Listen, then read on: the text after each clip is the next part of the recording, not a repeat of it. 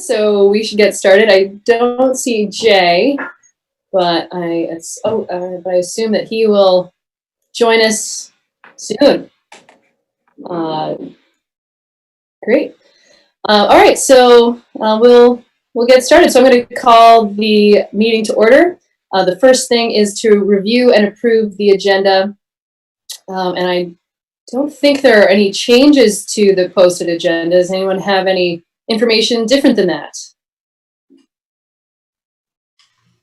Okay, great. All right, so moving on to general business and appearances. This is an opportunity for any member of the public to comment on any topic that is otherwise not on our agenda. And if you would try to keep your comments to about 2 minutes, that would be great. Also say your name and where you're from. So I'm going to look at Cameron here and see if anyone is raising their hand or otherwise indicating they'd like to speak. So if you would like to speak, you can either unmute yourself and start talking because we don't really have a queue right now, or you can use your raised hand or a reaction emoji, and I will find you and call on you. Oh, Bill. Just quickly, I know we're going to have a formal conversation with our legislative delegation, and we will welcome them all as that, but I thought it'd be fun to welcome 2 former mayors to our meeting tonight. Oh, you beat me to it. Yay. It's delightful to have you. All right. Anyone else? Jack. Jack, I think you are muted.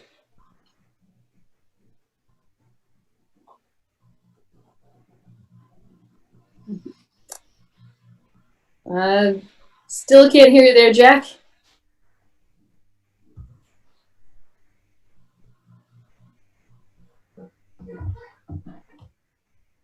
I'm gonna assume that we should probably move on, unless Jack, you can jump in later with whatever comment you want to make. He just said he texted me, he has to call in. He thinks he's having some trouble there. Oh, okay, great. Is his mic turned up? Okay, well, whatever he needs to do. He's working on it. He'll try. Okay. All right, so anyone else? No? Okay. All right, so moving on. So we are on to the consent agenda for today. Is there a motion regarding the consent agenda? I'll make a motion to accept the consent agenda. I'll second it. Okay, further discussion? All in favor, please say aye. Aye. Aye. And opposed? Okay, so the consent agenda passes. And so now we are up to welcoming our legislative delegation. So thank you each for joining us here. I know your names are displayed here, but I wonder if we could take just a second to have you each introduce yourselves, and then I'm going to turn things over to our committee, our legislative committee, and let them take it away. But if we can start with some introductions, that would be great. Maybe I'm just going to call on folks in the order that you all appear on my screen. So I apologize if that's not the same order that it shows up for you. So I guess we'll start with Senator Ann Cummings. You're on. Yeah. Been out of practice. It's been a whole week since I've been on Zoom. It's a privilege to be here, and thank you for having us. I'm one of the former mayors, so it's always good to come home and see how the city is running. Seems to be doing well, but looking forward to an update. Great, thank you. All right, next up I have Representative Mary Hooper. Hi, all. It is great to see you. Like Ann, I'm feeling a little rusty after we were looking at our Zoom statistics the other day, and I hate to tell you how many thousands of hours we have logged in the past couple of months. So anyway, it's good to see you. I'm not sure what you're looking for in terms of an introduction other than a hearty hi. Just as a reminder, I serve on the House Appropriations Committee, and I'm also on the Joint Fiscal Committee. And in the off session, well, I'm not sure when that is, I'm on the Joint Justice Oversight Committee, and I know that you all have some interest in some justice-related issues. So I look forward to talking with you all about those interests. Thanks. Great, thank you. And actually, I think that's really helpful to have that context of what committees you're on. So I'm going to backtrack. And yeah, Anne, would you tell us what committee you're on? Yeah, I chair finance, which deals with property taxes, which may be of interest. And then I'm on health and welfare.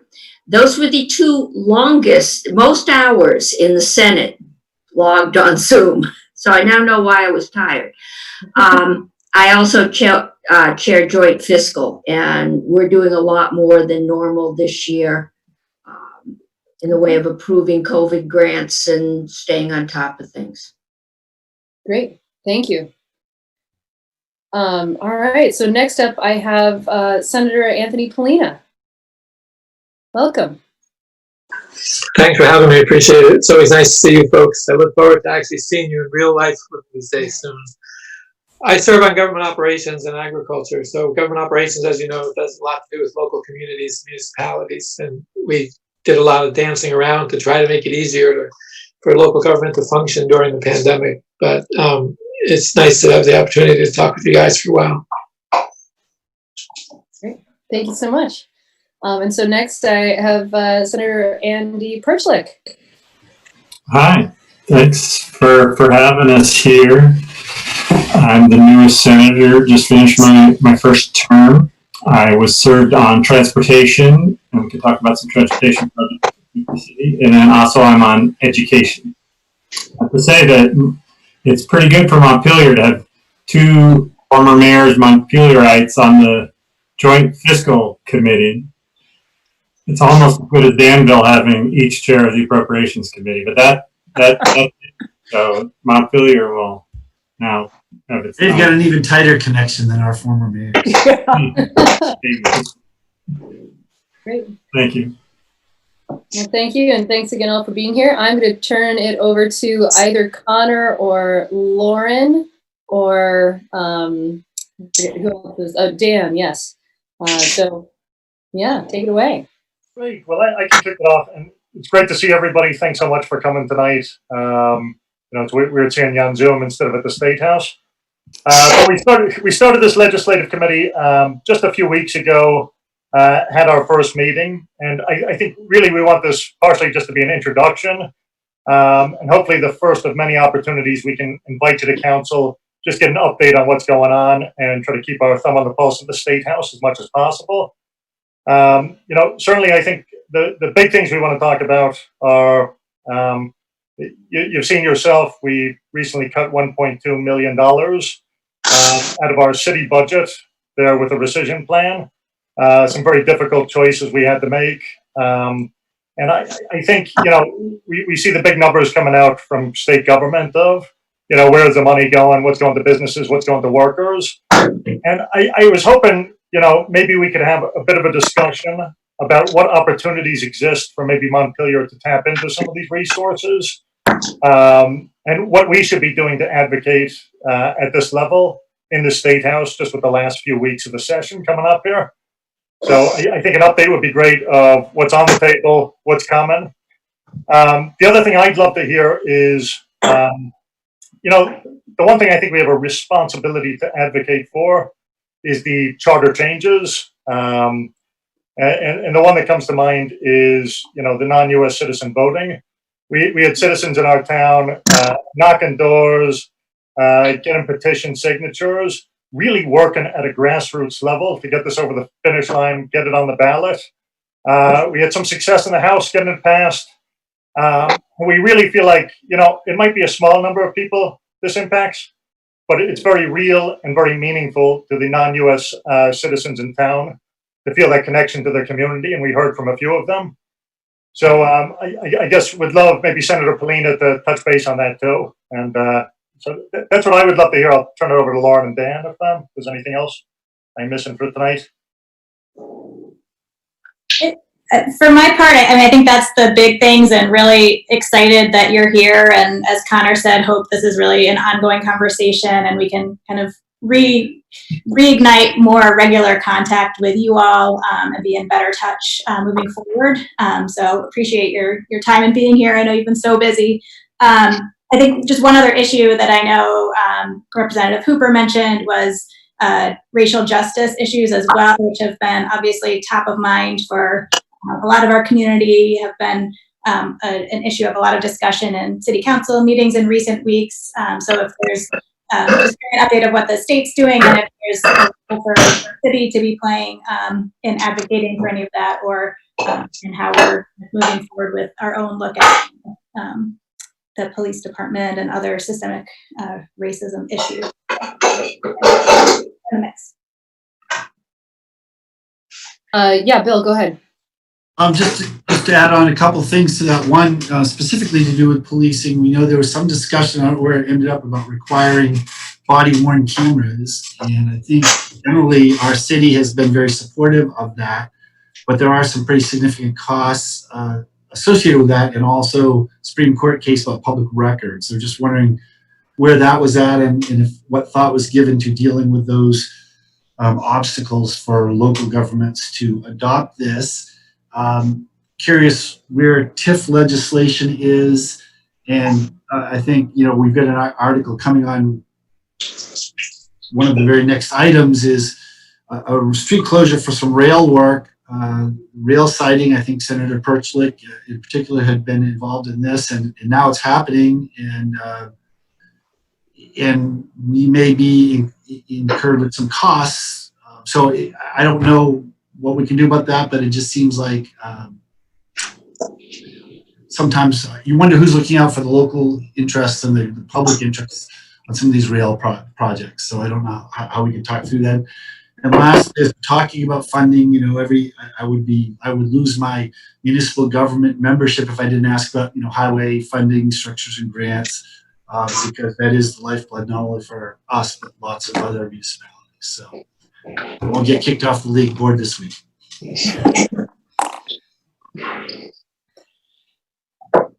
Before we jump into responses, Dan, did you want to add anything from the committee? The only other thing I would add is, and I'm sure Representative Hooper and Senator Cummings, you remember this from your days in the council. We did come up with a legislative priorities list earlier on this year. And if we haven't shared it with you, we would certainly like to share it with you. It does sort of encapsulate a lot of what we've discussed between the four of us, as well as sort of the overall points that the city has as far as its legislative priorities. No big surprises. Funding, I think, can't be emphasized given the sort of circumstances of where we are in the city, and the need, as we face these budget shortfalls based on lost revenue and increased needs in some respects. But I won't belabor any other points, but I will echo the gratitude for the four of you coming tonight. It's really great to have an opportunity to connect with you as our representatives, and I think it's a great start to continuing this relationship. So thank you all for coming. Great. So, and we can start with anyone who would like to jump in with a response or thoughts. Anthony, go ahead. Yeah, I guess I'll go back to what Colin said, because it's an issue that the non-citizen voting issue, charter change, was for me a major disappointment. It was really hard to see the Senate hesitate to do that. I mean, it's on government operations, we get charter changes all the time. And generally the feeling has been amongst the members of the committee that if the community decides to do something, who are we to tell them not to do it? You know, they voted on it, they discussed it, they have meetings on it. Who are we to tell them they can't do charter changes? So they're almost a given that they're going to pass. This one just really got stuck in the Senate. We discussed it numerous times. We actually discussed it informally and formally. We talked about it at 2 different caucuses. Went back, had a lot of back and forth about it. There were members of the Senate who felt that, I think what it came down to was that they felt that voting was a privilege that you get when you become a citizen, and you shouldn't be giving it away to people who are not citizens. It was just, I mean, I don't want to go on about it. It was just really frustrating, but we did vote counting on it a couple of times. I asked everybody how they were going to vote on it. We were a couple of votes short. We talked about it at another caucus a couple of days later, and did the vote count again, and it just wasn't going to pass. We always turned out to be 2 or 3 votes short of passing it on the floor of the Senate. So rather than bring it up and have it be killed in the Senate floor, we never really voted it out of the committee. It was really, I was definitely disappointed. And as an aside to that, what makes me think, and I think it's something that you folks are also thinking about, which is, you know, more home rule or local control for communities. We did actually pass a bill, it might be S-106, I forget the number, but it set up a pilot program where 10 municipalities would be given the ability to do more of their own decision making, for lack of a better way of putting it. There were still hoops to jump through, but it would allow you to make decisions without coming to the legislature all the time for charter changes. And that bill passed the Senate, and it had strong support in the Senate, pretty strong support, certainly strong support on the Government Operations Committee, but it is now stuck in the House Government Operations Committee. There has to move it forward. So it's just interesting how these things, how you split these hairs. I mean, on the one hand, the House Government Operations Committee said yes to non-citizen voting, but no to giving local communities more power, and the Senate did the opposite. So I just wanted to mention that there is this bill out there, which is still in the House, which would allow communities to make more decisions without coming through the legislature as often as they do now. Connor.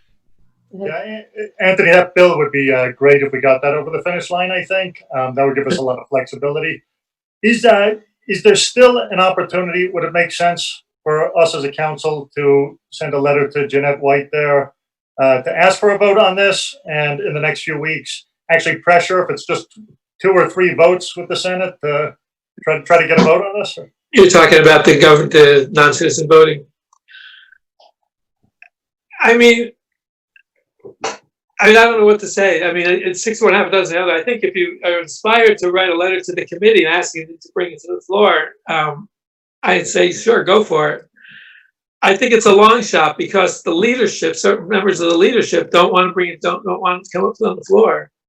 So it depends on how you want to spend your energy. I mean, I was prepared to present it on the floor. I thought we were pretty close, but close doesn't necessarily mean you win. So I don't want to discourage you from writing a letter or making a statement, but I guess I'm just saying realistically, I don't know if it would make a difference, to be quite honest. You may want to think about that strategically. I think it's worse to have something voted down than to just be left right on the wall and picked up again next year. Right, which is why we never brought it to a floor vote, because we thought we would lose. And once you lose the floor vote, it makes it harder to bring it up again later. Andy, did you want to jump into that? I was going to say the same thing that okay. Mary just did. Great. Dan. Well, I just say I think this is where building a better relationship with you as the legislative delegation, because certainly if there's anything we can do to move the needle with members, to have conversations with them. I know on this particular bill, I actually gave testimony in part because an early issue about constitutionality. Right. And Peter Teachout and I were able to testify about, the constitutional qualifications and why this didn't offend the Vermont Constitution. So if there is, especially something like this where there is something, we would certainly welcome the opportunity to make the case for these type of things, even if it's, obviously as a city, we can't expend money on it, but we're certainly here and available to have conversations with people. And I think it's a great thing that we could do, given the strong relationship that, you know, we have with all of you, to be able to have some of those conversations with other members who may not be fully on board.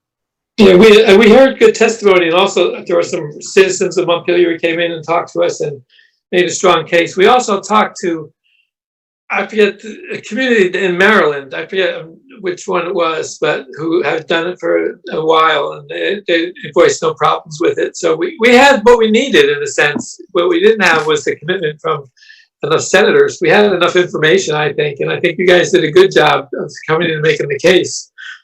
But there were just some people who just really got stuck. They weren't going to move. So you all asked a couple other questions that maybe I can just tick off.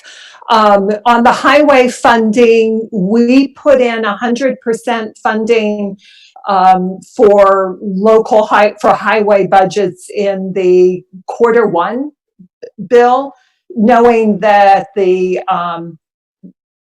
that money needed to get out the door. So rather than doing it in, you know, a quarter and a quarter and a quarter, we pushed it all out for you. On the body camera question, and Anthony, maybe you know this better, but I'm pretty sure that the only issue with body cameras was for the state police, and we did not make them. Everybody's nodding on that. Right. So that's not an issue. We didn't push that burden back down on you. There was some money that we also put in the Q1 budget for community justice centers, and I'm expecting, because Montpelier CJC runs transitional housing, helps with transitional housing. I think you'll see the way it was set up, you should see an extra about $22,000 for that, as well as $250,000 divided 14 ways, just to help with some 18 ways being the number of CJCs in the state. So 18 divided into 250 for kind of what we called COVID-related issues. So I tried to figure out how to push some money down in that way. And we also did, and I think this was in the supplemental budget adjustment, $600,000 for community-based programs like diversion and CJCs. The Department of Corrections may use a little of that money to supplement some work they're doing.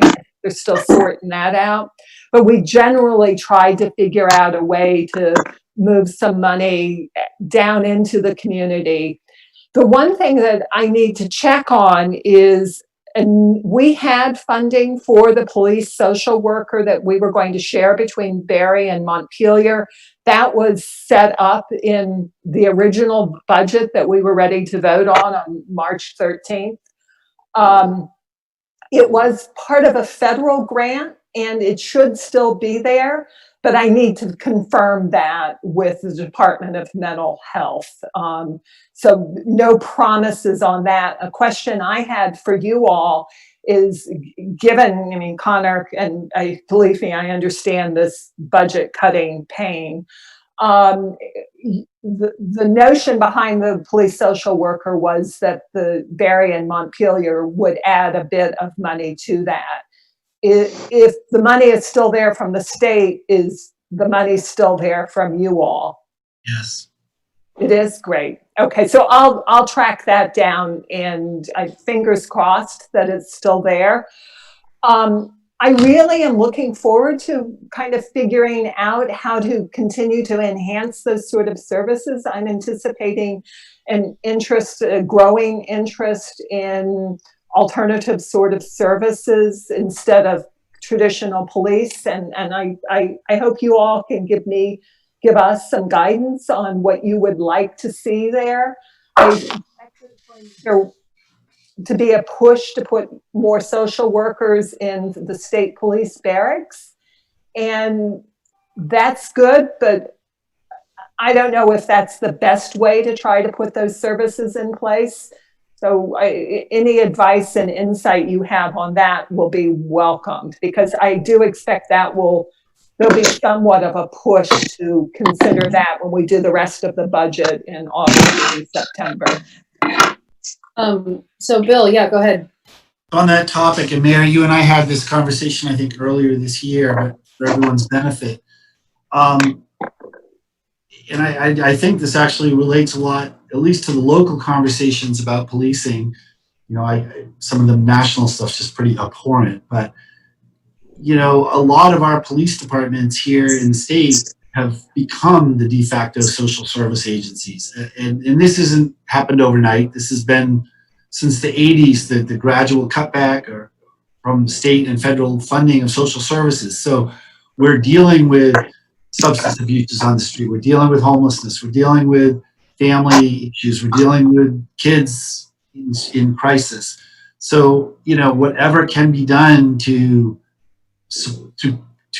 increase and help, you know, those traditionally were state provided services, and the locals, you know, we just kind of got what was left over, and more that's being pushed on us because there just aren't the resources to deal with them. So whatever you all can do to actually support the state human services efforts is going to help local governments here in Montpelier, certainly, but all across the state, and take some of this pressure off policing, because there certainly are plenty of times when they're dealing with things that another agency could handle a lot more directly than they can. But at 3 a.m, they're the only ones out there.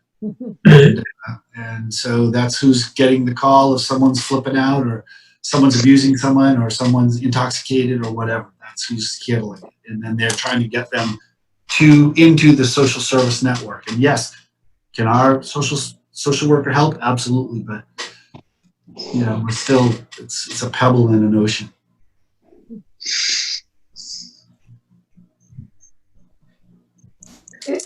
Anne, go ahead. Oh, I'm sorry. Mary, did you have anything to follow up on that?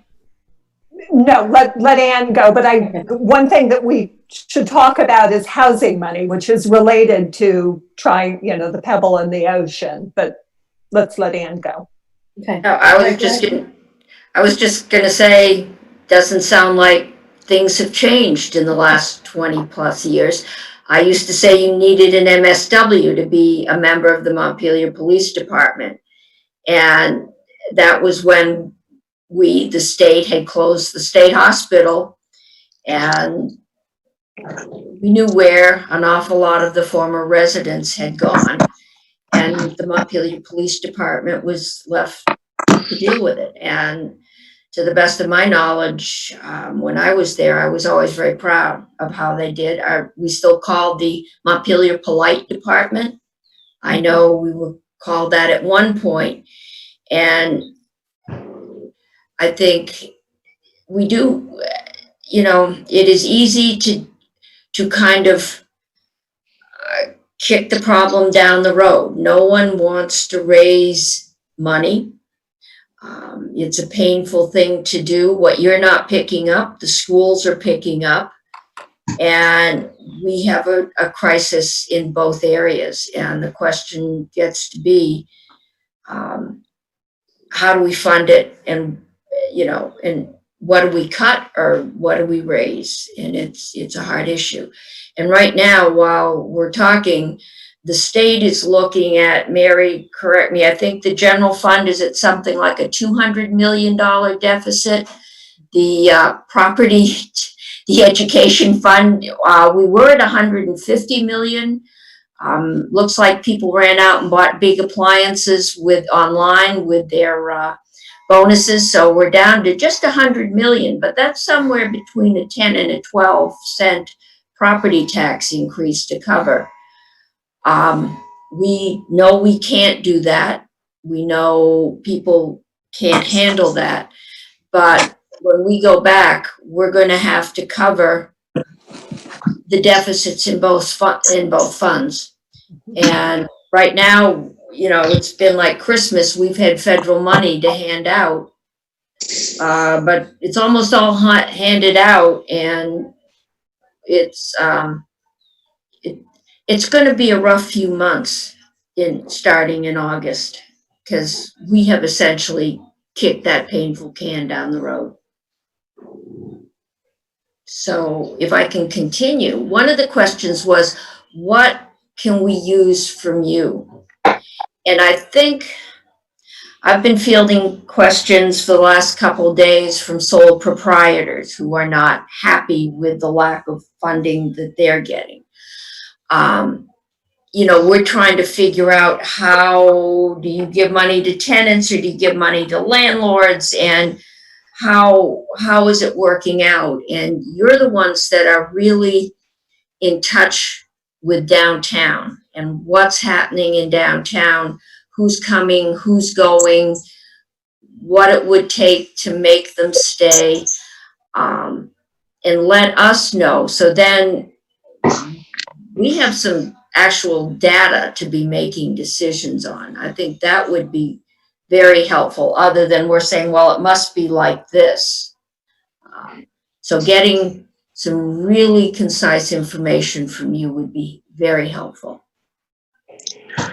So before we keep going, I'm just keeping track of comments that you all, or questions that you all have brought to us. So, so Mary, just thinking about your question about social worker embedded in a police department and potentially in with state police, I guess I would just say on that point, I mean, we're still learning. We think this is going to be a value add to the community. And I think that it makes sense for us anyway. I think we'll probably check in about that in another year after we've had some experience with that. But, and you're probably aware of this, but just in case, you know, anyone out there is not, we also did hire a street outreach person to work specifically with our homeless population. And so that that's also new this fiscal year, and I think is have some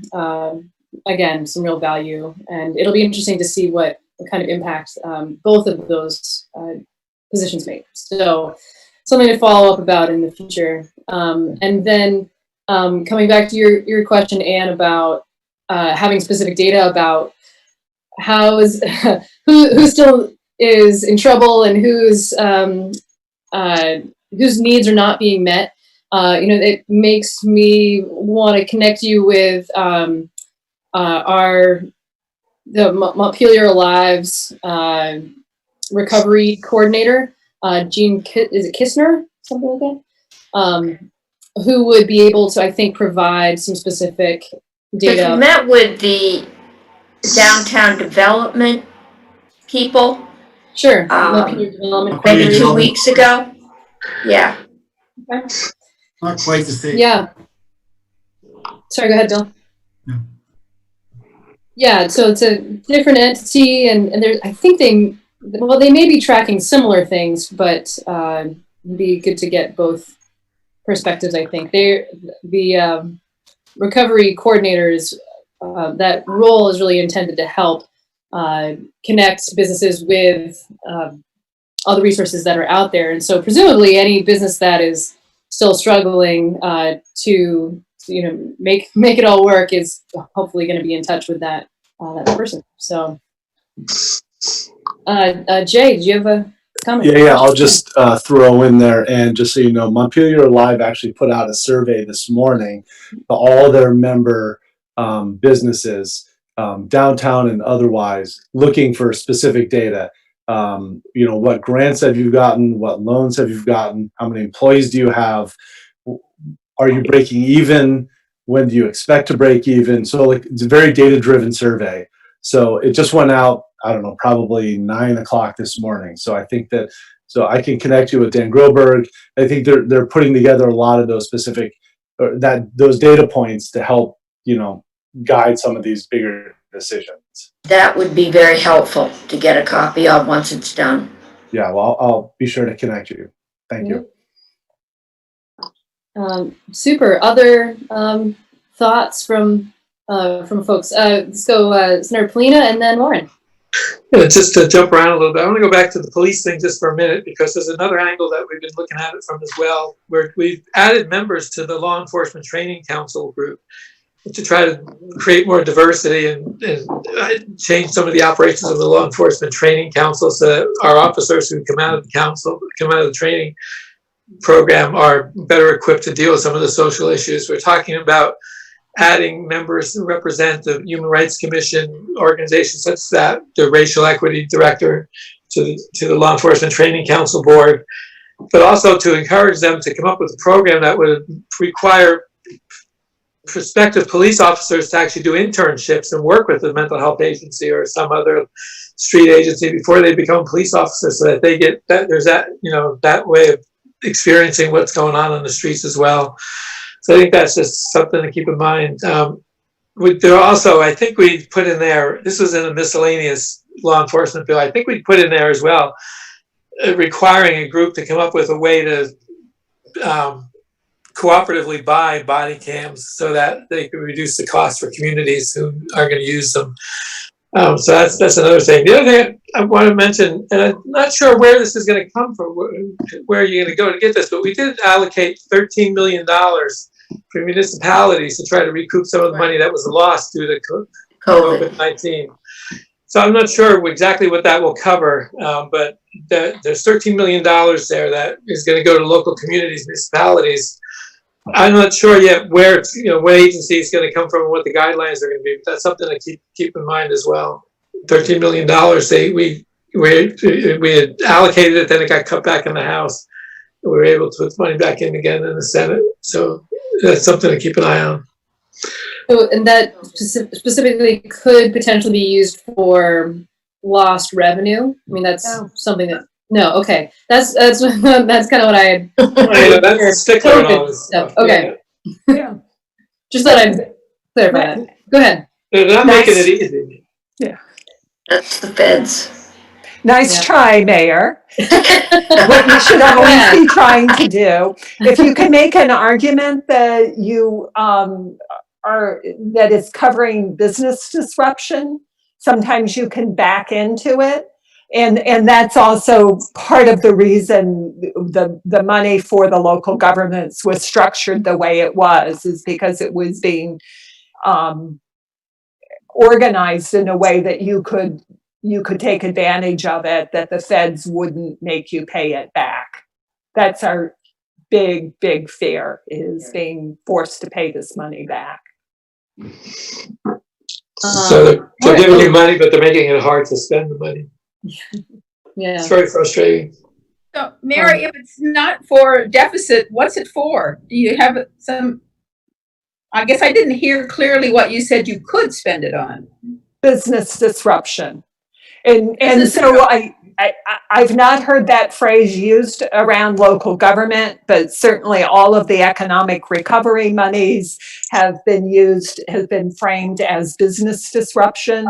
The reason that the money that we have allocated for the community justice centers and those other local efforts, we have framed as needing to do cleaning or to buy tablets, or trying to make it fit into that framework of how you're having to reimagine how you're providing services. So the CJCs have to reorganize how they're working with clients, and so that's how we justified that. So going forward, if you can think about how to the services that you need to be providing, if they're different services, then maybe there's an argument that therefore they could be covered by CRF sorts of money.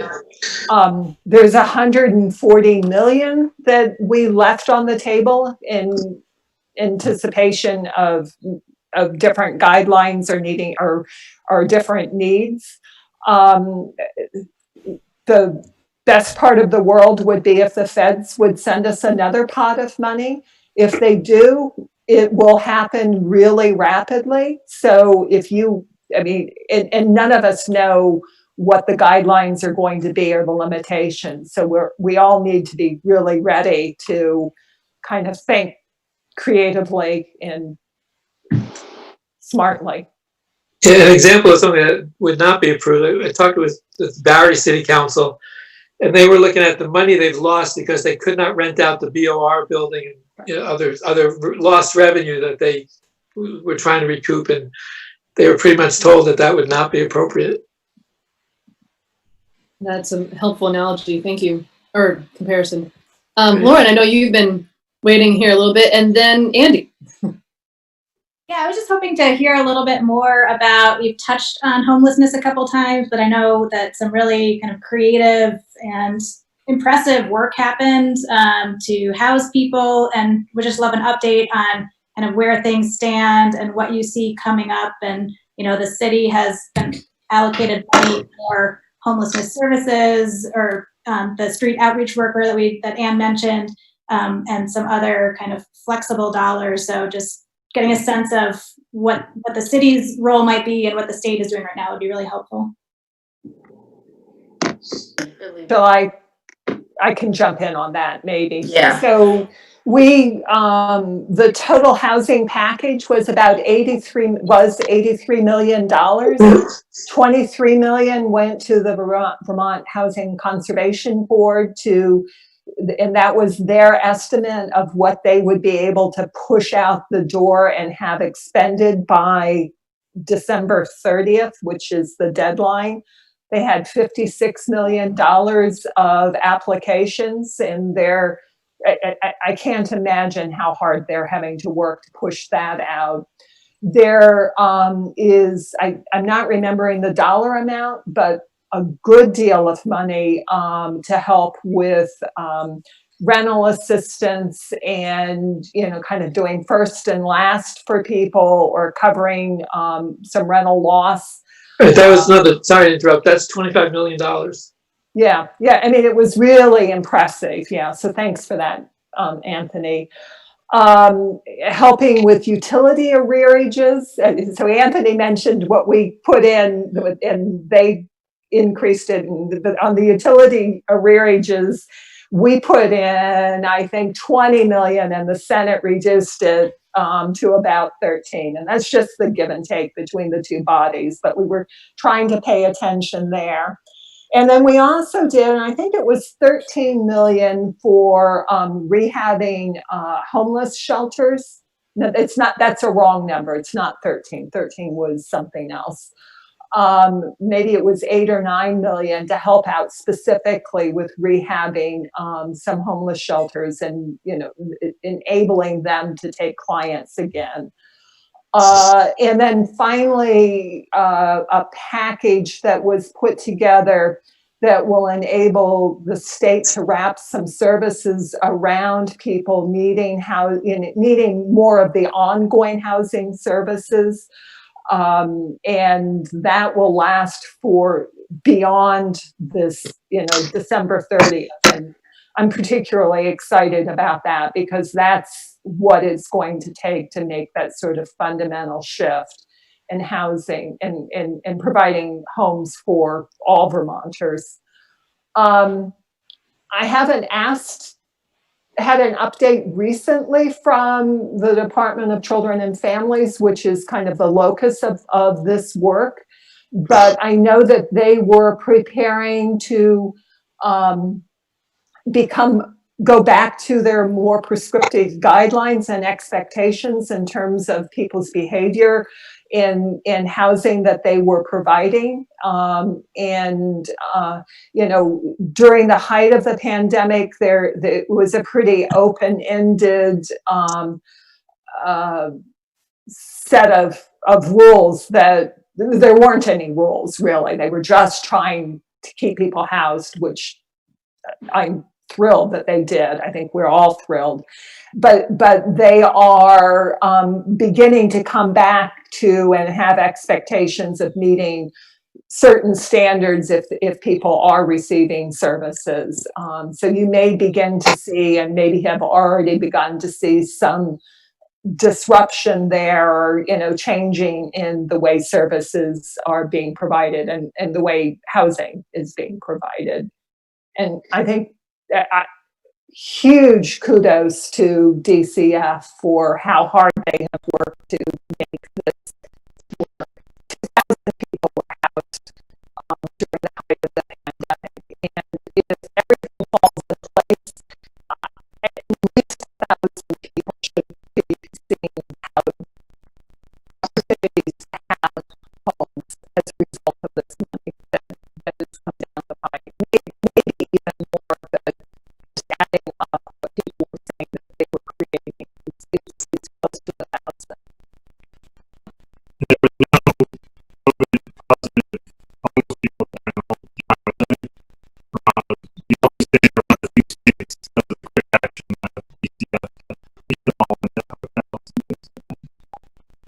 there are others here that can explain it in more detail than I. Okay. Well, let me know who I should talk to, and I'll. Tom or. I think I had seen a hand from Dan. Yeah, I just had a quick question on, not on the railroad, but on the issue before. You know, when we talk about the funding or monies that are available, you know, how open is the legislature going to be when you reconvene to, if a municipality has a special project that clearly fits in to the COVID related, if we want to bring, you know, sort of an individual project as opposed to the block funding that has been given so far, you know, so just as a stalking horse for this conversation, you know, we've faced as an issue a reduction in public restrooms downtown Montpelier. The city hall has been closed, businesses have been closed, and so, you know, we're reevaluating, I think as a city, you know, what are our public facilities, and which we wouldn't have had to prior to the COVID outbreak, but of course in the post world. So if we came to the legislature and said, hey, this is a funding project for something that but for COVID, we wouldn't have needed. How receptive do you expect your committees to be when you come back in August and September to those type of requests? Mary. So, as you guys know, the appropriations bills begin in the House. Our modus operandi is to ask our policy committees, for the appropriations committee asks the policy committees, what's your advice on what we should be doing? So if you are interested in a particular issue, you need to be having conversations with that policy committee. And, you know, so that's a great project that ought to fit. It is. Within, yeah, I think that's cool. And we are probably the only town that's going to suggest it. So it's a little hard to see how that could work. I honestly was disappointed that we did not do more for towns in kind of a general block grant way. And so Bill can put his League of Cities and Towns hat on and think about what the opportunities are there to maybe position yourselves better. Generally, we tried not to do the very specific allocations because it becomes a feeding frenzy at that point, and we wanted to broadly say housing, healthcare, you know, broadband, these broad areas, and then trust the folks within the executive branch to put it out there. But let's talk about those sort of opportunities and figure out how to fit them in. Go ahead, Bill. Yeah, I just want to talk toward that end about funding, because, and I don't pretend to speak for every town and city, but certainly the folks that I'm in contact with, I think this is pretty consistent, is that most of the municipalities did not see a huge amount of direct expenses from COVID. I think most of us were expecting to. We were expecting that our police and fire folks were all going to get sick and you know, be out in waves, and we were going to have tons of overtime filling shifts and trying to deal with medical things, and that just didn't happen. We didn't actually have anybody out. So, you know, we had a handful, you know, we've kept track of our expenses, but they're in the tens of thousands. They're not massive. You know, we put up the plastic things in the offices and those kinds of things. And we are tracking them, but I understand that the lost revenue is a hard sell, and I realize a lot of that's federal thing. But what that really means is that's roads that aren't going to get, you know, fixed, and I mean, deferred maintenance, deferred things, programs that aren't getting done because which is the same as what you're doing at the state. But it's so there are costs, but they're not out of pocket. We just didn't have to buy that much. And I think that is across the board. You know, we didn't have a lot of payroll, you know, absurdities. In fact, if anything, we reduced our payroll because we furloughed everybody.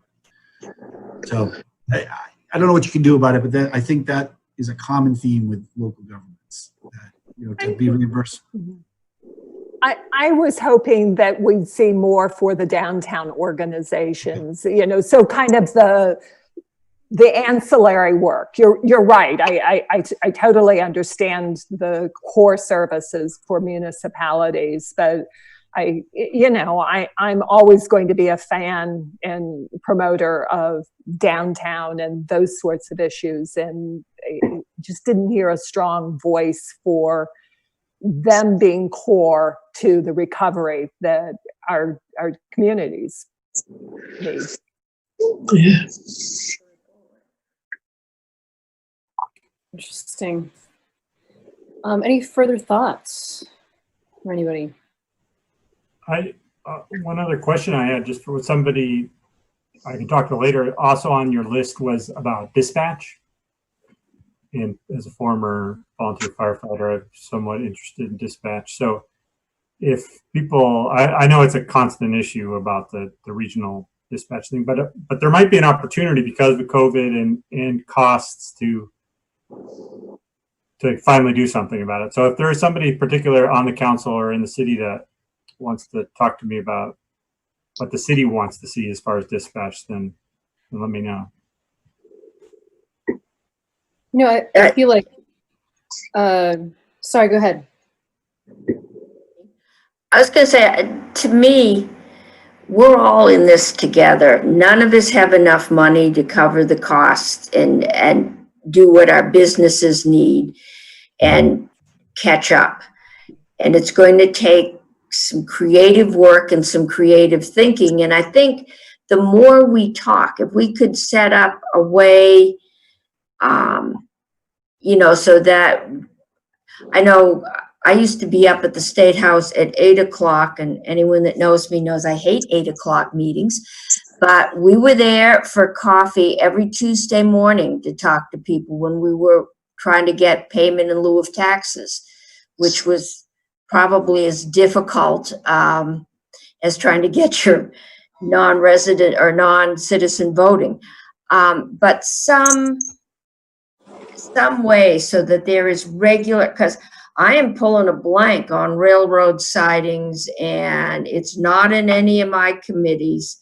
I have no idea that there's an issue there for the city. So it would be helpful just because, if we ever get back to normal, we have lunch and we talk in the halls and, to be able to put in a good word or to do some work there person to person would be helpful, but need to know what's going on. And I think the more we talk with the businesses.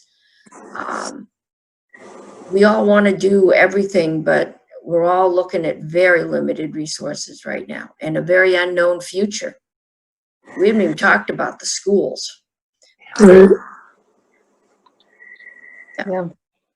We also haven't talked about how long it might be before state employees really come back to Montpelier. Oh. As opposed to working at home remotely from now on. So, I mean, I really worry about restaurants more than anything. I mean, I worry about all the businesses, but restaurants, I just don't see how they're going to do it. I mean, if we could find some ways to support them, particularly because they're so much part of the culture as well as the economy. It's just really horrible to think about the amount of debt they're racking up and how hard it's going to be for them to come back online. Before I want to go back. Connor's been very quiet since we had that initial conversation about the non-resident vote, non-citizen voting. About the non-citizen stuff, Anthony.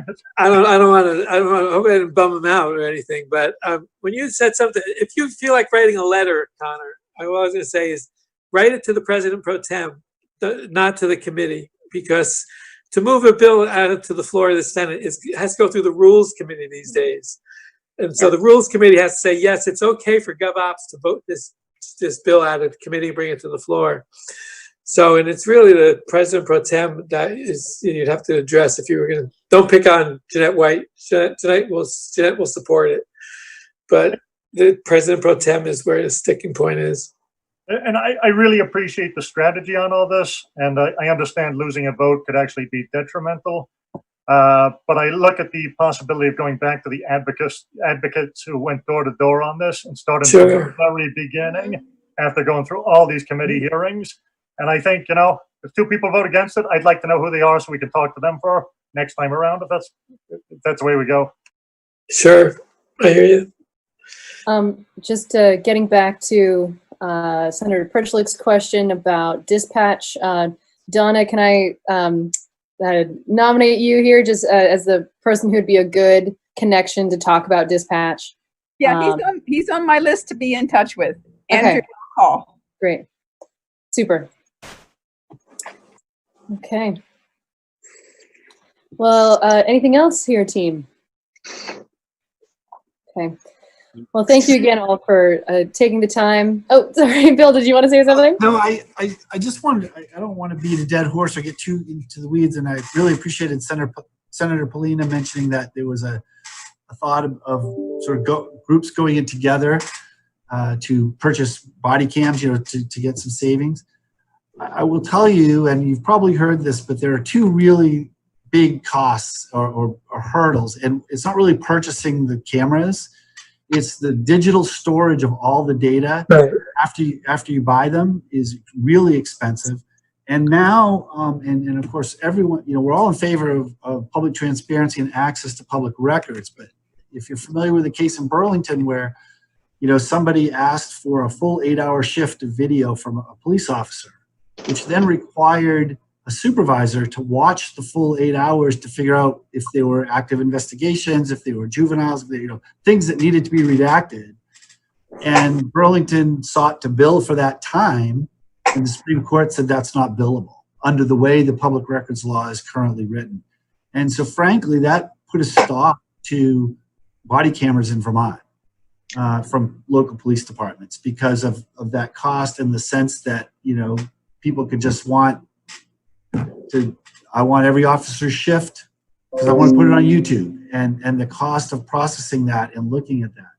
So I you know, whether that can be addressed in the public records law or somehow, but those are the funding costs that we're most afraid of. I think the cost of purchasing the cameras is fine, and the philosophy behind them and the policies, we're in 100% agreement. So those are not insignificant hurdles for local departments. And if the state is going to mandate body cameras for all police departments, those are going to be huge issues and costs for local governments, which we may not be prepared for across the board. So. Yeah, no, you're right. That has come up. We are thinking about that. We don't have the answer yet, but the cost of the digitization and how long it has to be stored, all that kind of stuff is on the list of things that we're trying to figure out. Appreciate it. Just to be clear, S219 doesn't mandate the city get body cameras. It's only at one point that was being talked about. Yeah. It's only state police that'll have them now. Well, and anticipating that it may just be a matter of time before it is, Sure. or even that there are. These are the things that I'm sure you all are already considering some of these things for the state police as you wade through that. But certainly those are the things that we're thinking about. Right, because it's a good practice. We'd like to do it. Yeah. Jack, you are muted. Even though his thing doesn't show muted. Yeah.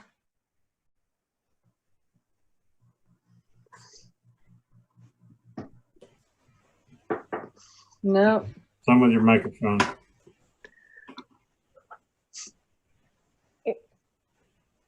Have you? And while Jack's trying to unmute himself, I was concerned about the cost of storage and heard when we required the state police to do the cameras that it's come way down. And so if you haven't investigated lately, something has changed. Still hear you on on the other issue, but the storage issue, something's changed and could be worth looking into. That's really good to know. Thank you. My understanding was that it's really the review time, and that's in the Supreme Court case that Burlington fought against that sort of free access. It was not so much the storage as the review, because you are talking about lengthy amounts of time and involvement, and because you're dealing with law enforcement exemptions as well as any other exemptions at play, that becomes a cost, and it's baked into the law. And I think this is one of those things that, public records law is a tricky balance, and you start to change some of those things. I know the AG's office has talked about some of those changes, and it just has ramifications well beyond that simple issue of, can we charge for this particular video redaction, because it deals with the inspection of public records. But those are obviously concerns that we have as a local municipality as to who pays for this. If there's a mandate that does come down, that would be a huge amount of resources on our part. And maybe this is a pitch for greater funding for public records. Having a public records officer for municipalities to use, so that somebody could be funded to do that, not just for the city of Montpelier, but for any municipality. Some states have that, where they fund those type of public records officers, so that people can have free and easy access to these records and inspections, and the state just builds into its process that cost of reviewing it.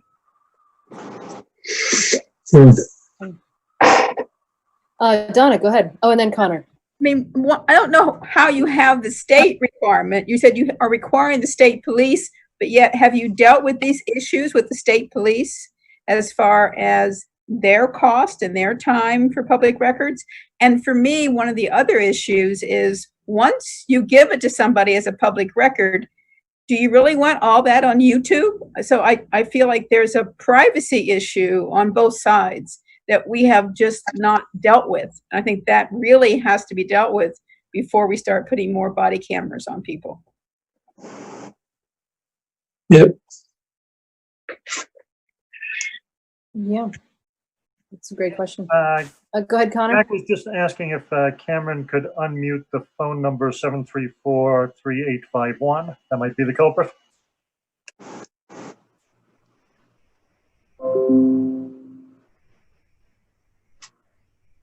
Okay, thank you. There he goes. With regard to the storage, what I've been thinking, I would like to see all municipal police have to have body cams. And I was thinking that a good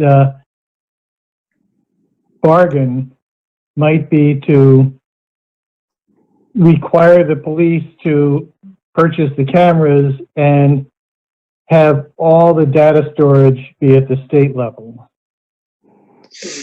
The way to aggregate the costs. Just an idea to think about. Yep. Yeah. Okay. Any further comments or questions to your team? Okay. All right, thank you all again for taking the time for meeting with us. And I think, so this is the first time since, since I've been mayor anyway, that we've done, had a legislative agenda. And so I anticipate that we'll probably put together our agenda again prior to the next session, and hopefully meet with you sooner. Andy, I think, mentioned January. Is that sort of the right time, or is sooner better to meet with you all to chat about our what would be on our agenda? Well, it's good to do it before we reconvene. So yeah. January is okay, but January it'd be better to do it in like early December. Right. That way people can think on it. Or if you want to introduce a bill, that kind of, there's deadlines. So January is not too late, but it's ideally it would be before that. The Senate deadline hits in November on a lot of years. So, but it really, other than giving us an agenda, just talking with us and helping us to understand the issues, like, oh yeah, you've got to pay someone. And I'm sitting here thinking, well, if I call the police because there's somebody in my backyard that shouldn't be there, I don't know if I want myself in my nightgown at 2:00 in the morning on YouTube. I mean, there are some privacy issues there. You know, do I get to have a say if I get to be on YouTube or not? You can't put my picture, you know, you can't take your picture for the newspaper for certain circumstances without a sign off. So it's an interesting one, and we haven't caught up with technology. No. Yeah. Yeah. So Well, that's a good I call. learned a lot tonight. Fair enough. Am I being heard? Oh, Alice. Hi. Hi. Would you like to? It sounded as if you were about to secure the meeting. I came in because I did want to comment on something that was posted related to John Clark. And we have not yet taken up that oh, topic. wonderful. Oh, thank you so much. I didn't want to have this happen and you go away and I not have an opportunity. So I'm going to mute myself again. Let me know. Okay, super. Okay. Great. Well, thank you all. And I hear you about having just more informal conversations, particularly as the next session approaches. So thanks again for your time, and thanks for all your hard work. The local level stuff is so important. Thanks for all the time you put in at the legislature. It's really, you know, this year in particular. Not an easy time to be a policymaker these days. Yeah. It's pretty bizarre. But Vermont is one of the few that has figured out how to do it. And I It's believe true. we were the first. Yep. So, yeah. And we were just voted the #1 state to live in by Gallup poll and CBS or CNBC. Wow. So we're doing it right. That was good. Okay. Thank you, everybody. Thanks a lot. Bye-bye. Thank you. Have a good evening. All right, so we're going to take up the next item, which is the Vermont Rail System's Berry Street closure. And to that, I think I'm going to turn it over to Bill probably to explain this. I know we were sort of just talking about it a little bit, but a little bit. Although the good news is I think it is figured out. But Tom McCardle is on, and he's really leading this effort. So I'm gonna pop it to Tom. There he is, and he can explain what we need. But so you know, I think the general issue that I was concerned about is that these things can happen, and suddenly we have to respond. Finances. The good news is we've worked out a plan that doesn't hurt us too badly. And take it away, Tom. Hello, everybody. Hopping in. Hi. welcome back. This is part-time project manager Tom McCardle, for those of you who don't know. My abbreviation after my name is JT now, just Tom, not director. So, and just project manager helping out. And Kurt, I believe Kurt Monica is on still, city engineer, deputy director. So Kurt handles our utilities for us, engineering side of things, the technical side of things, and I'm helping on more of the administrative piece. And with this agenda item, be traditional, usually a traditional request for a street closure approval under the ordinance. And I thought this would be so this is a public hearing if people want to speak to this issue, and the request is on behalf of Vermont Rail Systems, but it's not purely for their project. We are compelled under the master license agreement that the city has in place with the state and signed on by the railroad. And a master license agreement is allows all our utilities to pass through a rail right-of-way, and includes water, sewer, sure if we have a district heat line, and storm systems. So with all of those utilities, we pay an annual fee. for the right to pass through those rights of way. The passing through the right of way requires that we comply with AREMA standards. That abbreviation is American Railway Engineering Maintenance of Way Association. And those standards are quite rigid because of the rail traffic and the heavy live loads that pass over them. So the city is compelled to upgrade our utilities, and that was the unforeseen costs that Bill spoke about, and is in the agenda as the expenditure required portion. So the couple of things on updates on this. The request for closure has been amended. I'm not sure if you saw that, but we received an update which is related to the delivery of materials that is delayed. So the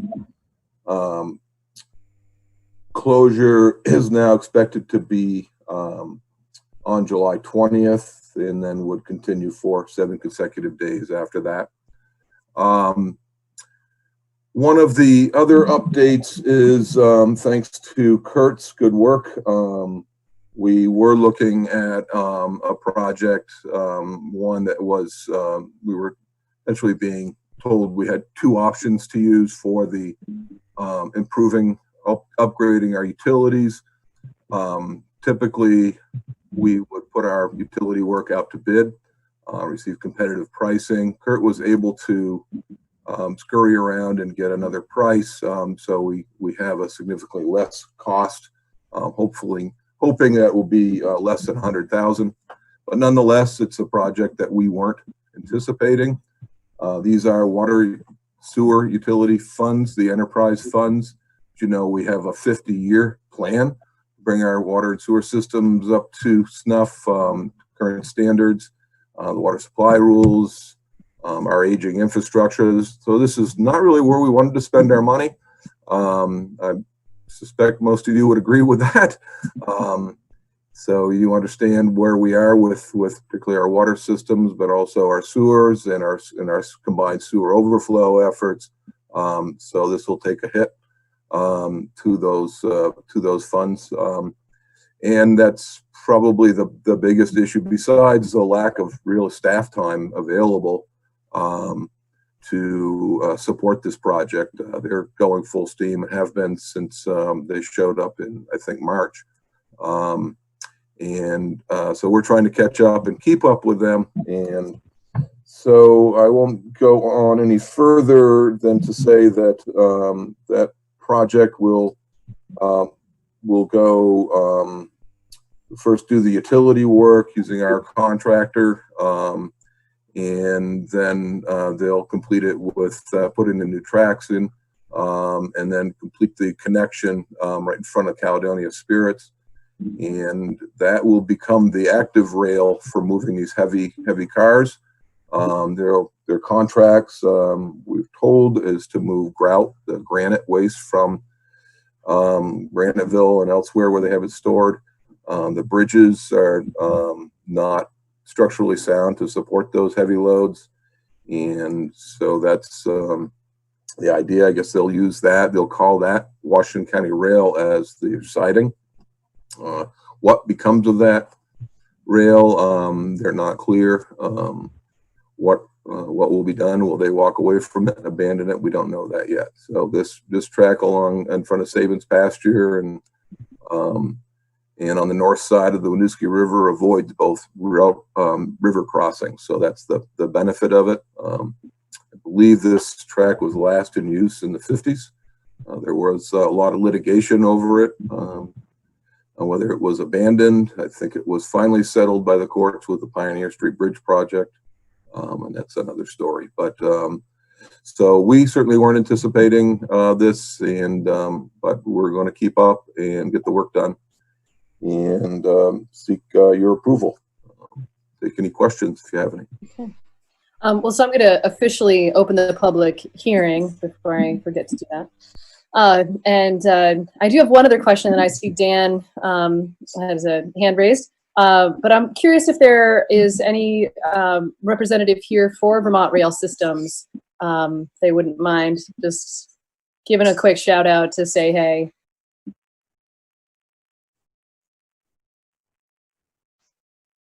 I'm not seeing anybody. I did send an invite to Rail, but I don't think they're going to be attending the meeting tonight. I'm gonna speak for Kurt here because he's texted me and said that he has wireless internet service and it's spotty. So he will cut out, and as you can tell, his voice wasn't real clear there. But I think what he said is that they were invited there. We're aware of this meeting, but chose not to attend or not able to attend. Okay, great, thank you. Dan, go ahead. So a couple of questions, Tom. One is this something where we have to follow their timeline? There's no ability for us to push back or extend times if we want to, maybe delay in, some of this work for budget purposes? No, we did ask that question, and they are moving forward. To paraphrase them, but essentially don't need our approval to do what they're doing. And that's why I included the legal clause in there, the references. The unfortunate part of that is if we wanted to delay and budget for this, that we certainly have that option. We could defer bringing our utilities up to REMA standards, but it would be much more costly once the rail is active. We would have to jack and bore, and so there's a lot more effort to this. We are actually, and I should have pointed this out, Kurt probably was going to mention this, but we are actually only doing the sleeves and putting the lines in place. So I should back up. It probably will ultimately be that closer to the 150. We're putting the sleeves in and the utilities, but we're not actually connecting them right now. Because of the rush, we really, that would be a bigger project. We've got to shut down the water main, test it, do all that other work with it. So, so to answer your question, yes, we could delay it, but it would be a lot more money. Okay. And do it while the road is closed.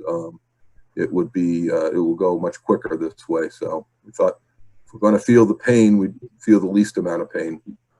Okay. And then I think you've partially answered my next question, which was, are we talking about, just in this Berry Street area? Are we just talking about electrical utilities and water and sewer? Or are there any other sort of structural issues that the city has to address, say like the culvert? No, that's a good question. The culvert, the big culvert on Berry Street was replaced after Irene event. And the end of the culvert that passes through the railroad right of way was designed to meet rail standards. So that was, because it's in the right of way, that was a requirement. For our municipal utilities, we have two sewer lines. One is a gravity main and the other is a force main. And we also have a water main. The water main's probably the oldest of the utilities. The electrical is aerial. There is buried telephone, but I don't think the buried section of that passes through this this portion of the railroad line. From a bigger picture perspective, it's not that this work wasn't entirely not envisioned. We had included this area in the TIF projects as identified need to support future development. So we had planned, as Bill pointed out, the utility work would actually be funded through the TIF program. And when we come back, we're asking for 5 years before we actually have to occupy the new steel sleeves that we're putting in, to give us time to actually fund that to support the development, whatever that might be, Sabins or elsewhere in that area in the TIF district. And that's my last question, is that these utilities are for the areas along either side of Berry Street to serve them. Just that's correct. Yeah, there's a pump station just to describe it, if you know where the Berlin Veterinary Clinic is, right across the street. It's a little station. It's quite deep, but we can't carry all the wastewater from that section of Berry Street by gravity. So it actually has to flow back to that pump station and then is pumped back. That's why there's a gravity line under the railroad track and then a force main going the other direction. Those utilities will be, we will upgrade those through this rail project. Again, with our crystal ball, thinking what our future needs will be for development of that area. Donna. I just want to make sure I understood, Tom, that this money is coming from the utility fund. It's sort of being redirected to do this now instead of other things, or versus. Yeah, there is a utility reserve fund. Looks like we lost Kurt, so I hope I get this right, Kurt. But the enterprise funds has a reserve for this type of work, utility work, and as I said, we had a 50-year plan, so we're expending some of those funds like Clarendon Avenue and other utility work that we're doing. We have projects identified every year for foreseeable future, so we'll have to tap into that with the existing rates that we already have set Montpelier. It's not the general fund, it is the those enterprise funds that will pay for this. So we're doing projects out of order, so to speak. Okay, so Bill, would we be authorizing tonight to spend this, or this is just an information of, oh, this is how we're going to be spending it? I mean, we have to do it, so whether we authorize it or not, but I mean, essentially, the real thing you're doing is closing the street. I mean, you're authorizing the street closure for this work, but because of all the other implications, we felt it was important to brief you on everything. And to answer your question, more briefly, I mean, yes, this is money that we're spending on this now that we would have spent at some point, but we probably would have spent it on something else right now. Yeah, thank you. Great. Any further questions from council? Any comments from the public, since this is a public hearing? Yes, I see a hand from Charlie. Go ahead. You're going to want to unmute yourself, though.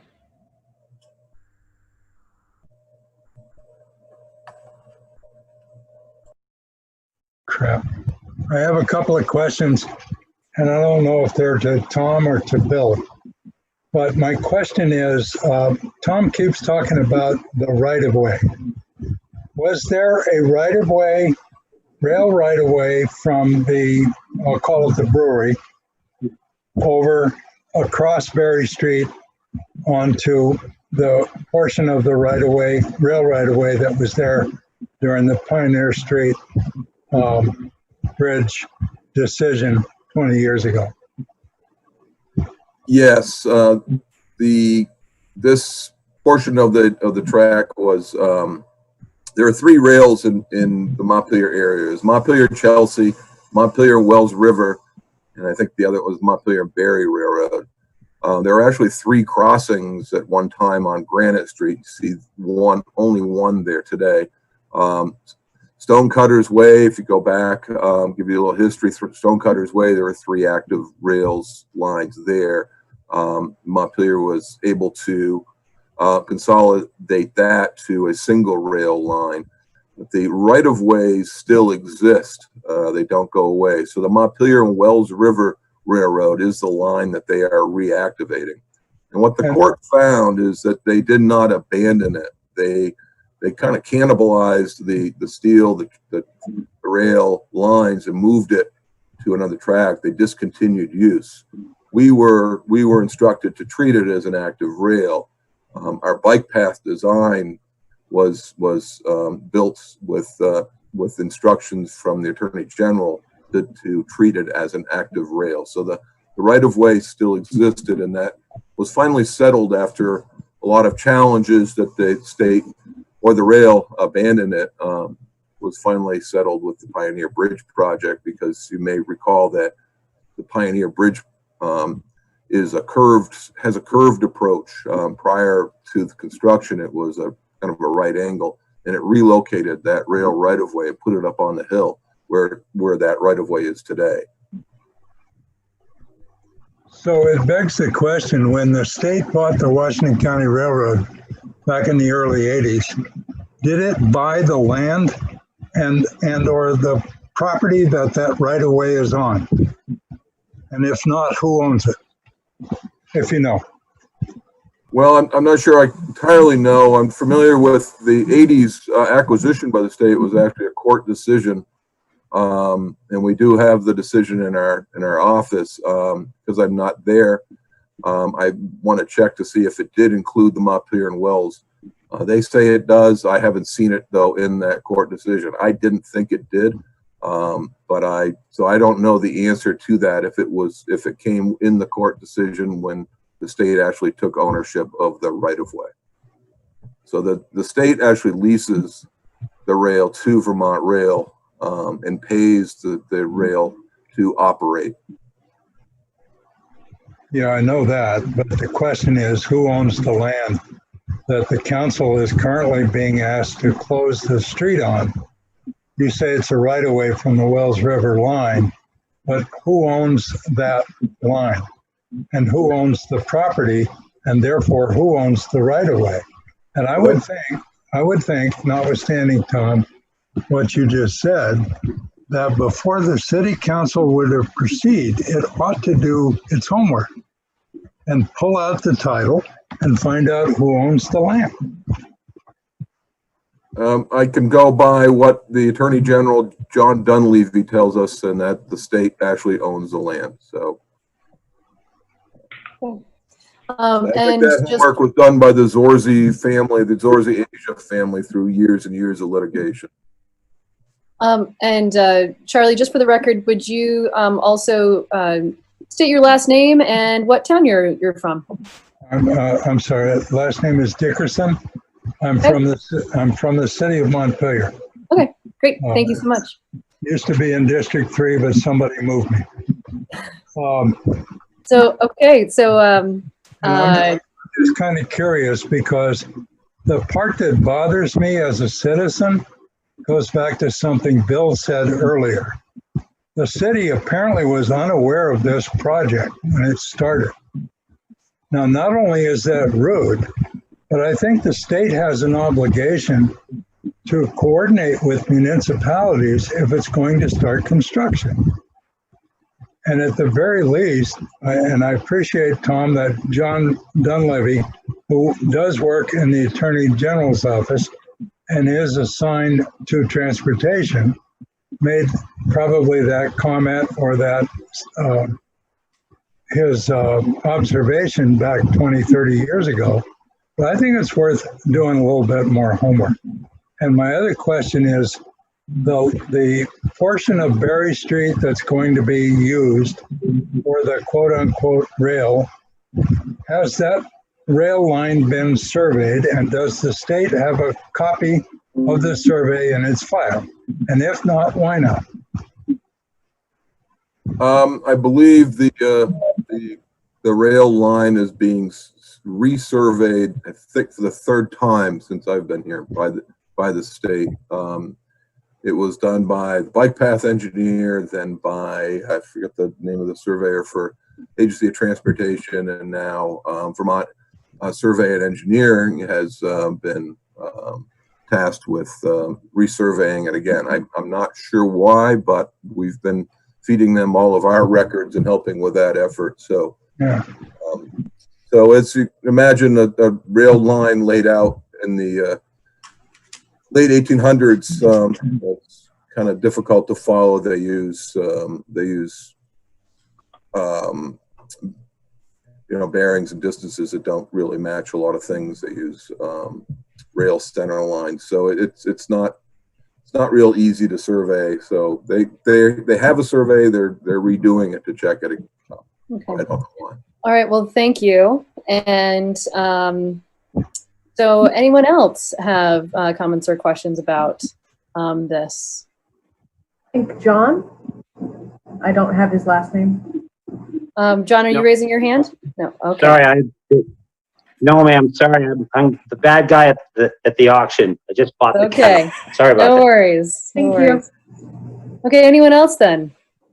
And by the way, Charlie, your point is well taken. Thank you. You know, we wish that we had had more notice for sure. Need to do some homework. Okay, so any other comments? Okay, all right, so I'm going to close, and Cameron, you're not seeing anyone else, right? No, ma'am. Okay, so I'm going to close the public hearing on this. We have a proposal here. Would anyone like to make a motion? Jack? I move that we approve the proposal to, approve the proposal to close Barry Street through traffic as proposed in the Department of Public Works memorandum for the time set forth starting on May 20th and going through 7 consecutive days or longer if necessary. Said July. July 20th? I thought Jack said May. Oh, I meant to say July if I didn't. Okay. I'll second. Okay, so there's a motion and a second. Any further discussion on this?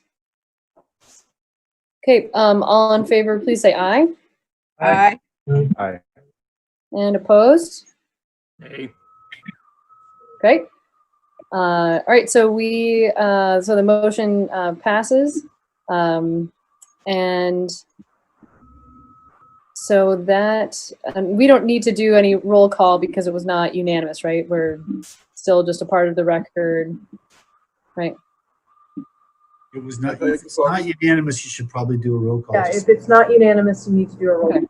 Okay. Okay, so I'm just going to go in the order that you appear on my screen. So for me, that is Dan. Nay. Jack. Aye. Lauren. Aye. Connor. Aye. Donna. Aye. And Jay. Aye. Okay, so I believe the ayes have it. So the motion passes, and so we are going to move on. So the next item is the proposed street closure for State Street for a Justice for All, Liberty and Justice for All mural. So for this, just to explain how this item is going to go, I assume John, who has his video on, that's, are you John Clark? Yes, okay, great. And I think I saw Erica Reddick on as well. I don't know if either of you would like to speak, but we'll.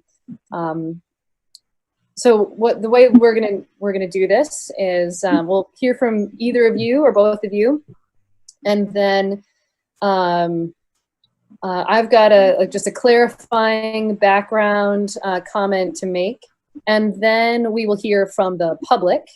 And then we, as the council, will have our discussion.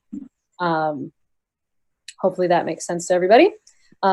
So that's just to frame it up here. And so either John or Erica, would you like to tell us about this proposal? Go ahead, John.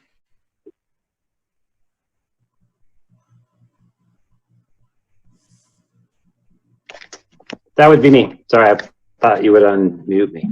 Now I can buy the cow. Erica, good evening, everyone. John Clark, how are you? John Clark from Brookfield, Vermont, Clark2020.com.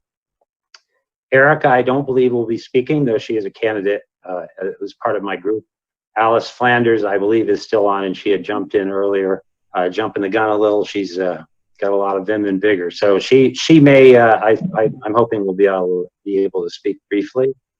As you all know, this was an application we put in rather short notice before the 4th of July celebration. This was ancillary to an event that I had been asked to speak at, celebrating the Declaration of Independence and the Constitution and other documents, and in which I did specifically address many citizens' concerns about the legislature and the state government taking steps that compromise certain constitutional rights. This application was denied either through this board or administratively. I don't know that it was acted upon as a group. And so we refiled. So the application explains its intent. There should be no need to defend the flag or the Pledge of Allegiance or our police officers, who we also were celebrating, the good police officers that we rely upon. Procedurally, I'd like to point out that now that July 4th has passed, this council, if it wishes to delay our event until after the BLM project is complete, that's certainly within your discretion and time, place, and manner restrictions. Our urgency originally in filing was for 4th of July. But we shouldn't be deprived or restricted from our celebration of our Constitution because, our heritage is very important for many of us, and we shouldn't be restricted because a public space was preempted by a social or political movement of any variety. But now I would like to point out, because it's clearly got a lot of public attention here, but a city councilor has weighed in on this rather recklessly and maligned my intentions and those of the other people who are behind this application. And it's very concerning because that's rather inflammatory to impose a toxic invective on my motives and my credentials and my abilities. I don't really care about my campaign, but I have a lot of people running with me. And we really don't need to be inflaming the conflict over race in Vermont, especially, but anywhere, by imputing motives to people that you have no business as a public servant to do. It's really a violation. So I hope he's not stoking conflict on purpose. This is our state capital. You guys know that, I'm sure.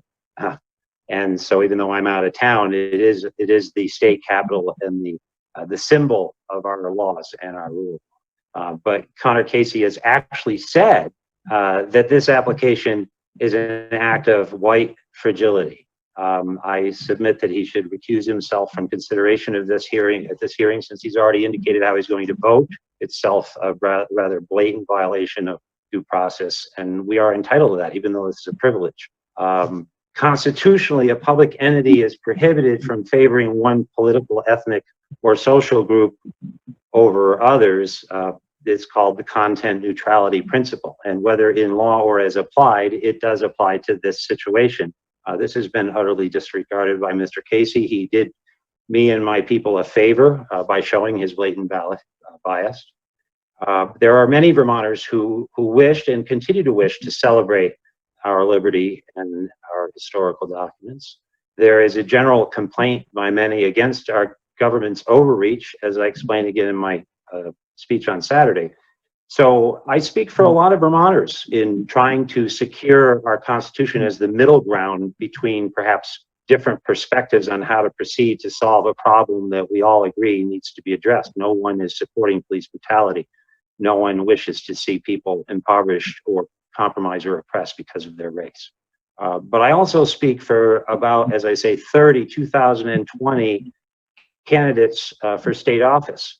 And they have joined me and are running on a specific policy list, which includes holding government accountable, not only with money, as you folks are talking about tonight, but also with our rights in our Constitution. And I expect that all of those candidates support this application. But since white people like Connor Casey tell white people like me that my words must be dismissed because of my white skin, I have invited just one of our many fine candidates, Alice Flanders, to briefly address, as a person of color, the motive behind this application, which she is a party to, and why it must be approved. You really have to approve it because you have to maintain content neutrality. So that would be my submission. In summary, I again ask the council to perhaps reread the original application. And I'm hoping that Alice might speak briefly because she also has some information to share about this day. Alice Flanders, I hope you're still with us. So I think probably the appropriate thing to have happen would be to have Alice speak as a part of the public. I mean, unless she's sort of a part of your presentation, which I mean, I suppose she could be. Well, she is, as I specifically referenced, I think she has a very strong voice, and she is a candidate. And John Clark for governor really is a collective. We'll actually be announcing a number of new candidates on the 16th at the State House. A lot of people running behind 3 policy issues, and she's been along with our team since day one. So she, I think, is well qualified as a veteran and as a person of color to counter the potential toxicity planted in the public by open public comments maligning me and this motive here. I think that her testimony is particularly cogent to undo the potential to cause more friction rather than comity and reconciliation. So I hope she's still there, but I would love to hear what she has. And I think also the council may want to hear something she found research. She's still with us. Okay. All right, Alice, if you are here. Oh, you've unmuted yourself. Great. Go ahead, Alice. I unmuted myself, but can you see my wonderful face? No. Oh, too bad. All in glamorous, glorious color. I am a person of color that has never or hardly ever played any part in my professional, certainly never in my professional career, and even in business or personal issues, it's never really come up as being important. You should understand, first of all, that I'm not new to the concept of having been a person who may have been part of a group that was not allowed certain liberties, and then later given that free opportunity.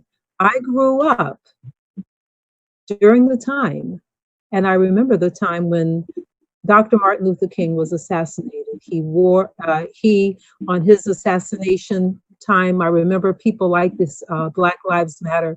And look, can I be honest with you? I don't want anybody to say anything. I just want you to nod your head if you want to hear the perspective of this grandmother. Just nod your head. I'm not going to be long. Can I be honest? Absolutely. Or do I have to toe the party line? All right. Well, and I will honestly tell you, I'm a 65-year-old grandmother, even though I don't even look like I'm that old, believe me. I keep healthy. But I was around when integration became the law of the land in this country. I was around when Martin Luther King was assassinated. I have been well read, and I was part of the forefront when I was allowed at great cost to my parents to enter me into government, into a non-government school, private schools, all girls schools.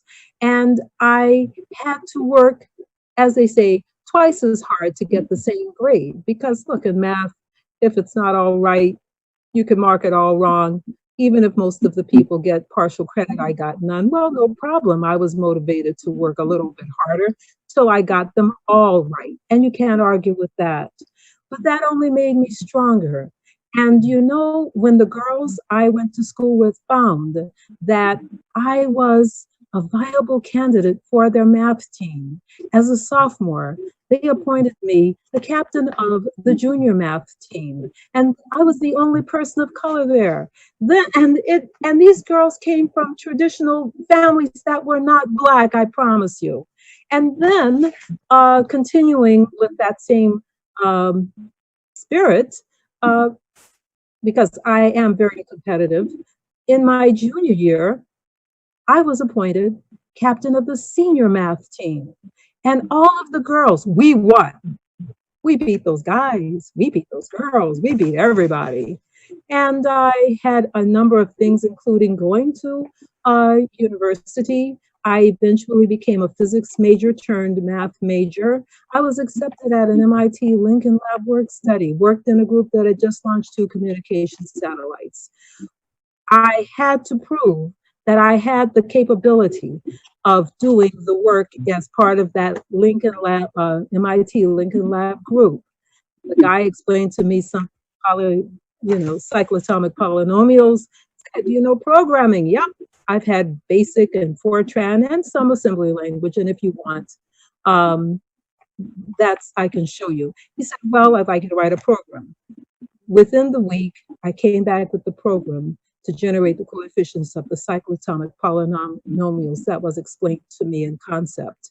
And if I hadn't been able to do that, then I probably would have been made part of the clerical staff during that program when I was there. But I was capable. And you know, once people understood that I did have that capability, the doors were wide open. Why wouldn't you? If you have, and later I joined the military after I had competed successfully and studied for a year.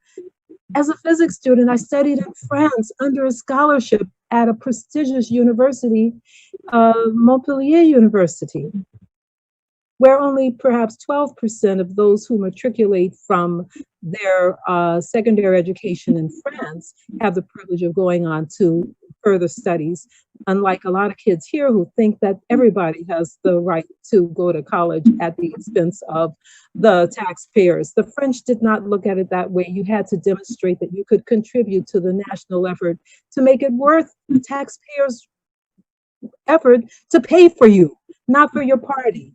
And later I joined the military. I was successfully able to compete, or at least to join the group that they had just started, Navy Space, and I was a space systems engineering and space systems operations student at the graduate level. But I promise you, if I had not been capable of working with my group that was designing the deployment of the antenna on a satellite in that group where I was working, I wouldn't have been there. I would say that such groups, now given that, and also my father, by the way, was a freedom rider before he married. He put his life on the line, and he went in and helped people in Mississippi earn their right to register to vote.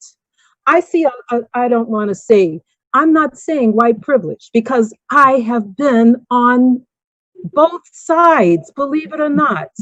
And the ceiling was and is broken. I have been to I have been to here in Vermont, to the Constitution House, where it says Constitution House, and there's if I could send you an email, and you could send it to everybody else. But very quickly, I'll tell you, it's a marquee there at the Constitution House here in Vermont that says, Windsor settled 1764, became the political center of the upper Connecticut River Valley. Here, the Constitution of the free and independent state of Vermont was adopted at the Tavern of Elijah West on July 8, 1777. Today is the birthday of the free and independent state of Vermont Constitution. Happy birthday to you. Okay, it was adopted at the Tavern of Elijah West on July 8, 1777. This Constitution was the first to prohibit slavery and establish universal manhood suffrage. Vermont was an independent republic until 1791, when it was admitted into the Union as the 14th state. I don't believe, as a military officer, in solving problems that are already fixed. I don't believe in fixing problems that are not broken. We here in the state of Vermont do not have a problem. I'm telling you honestly, look, you're not looking at my face, but I'm looking at yours. And I want to take off our masks of red and blue. Because when you are in that position where you are right now, you're representing all of us. If you're not, please step down. Okay, so here we are. Here we are, dear people. Black lives matter. I'm not saying they don't, but I'm telling you that all lives matter. Now, I know that that's anathema to some people. But if you could see a picture of my wonderful family, because you know what? I did believe what Dr. Martin Luther King said. Take a deep breath and swallow hard. I want you to know that when I went to MIT Lincoln Lab, I met a young man from Vermont. His name was Jeffrey Flanders. His father was James Hartness Flanders, who was a MIT engineering graduate level graduate. He was the chairman of the American Institute of Aeronautics and Astronautics when he died. That was my father-in-law. Jeff's grandfather was Senator Ralph Flanders of Vermont. You may not know your history, but I'm going to teach a little bit right now. When McCarthy stood up and was bullying everybody into a particular perspective, that brave Vermonter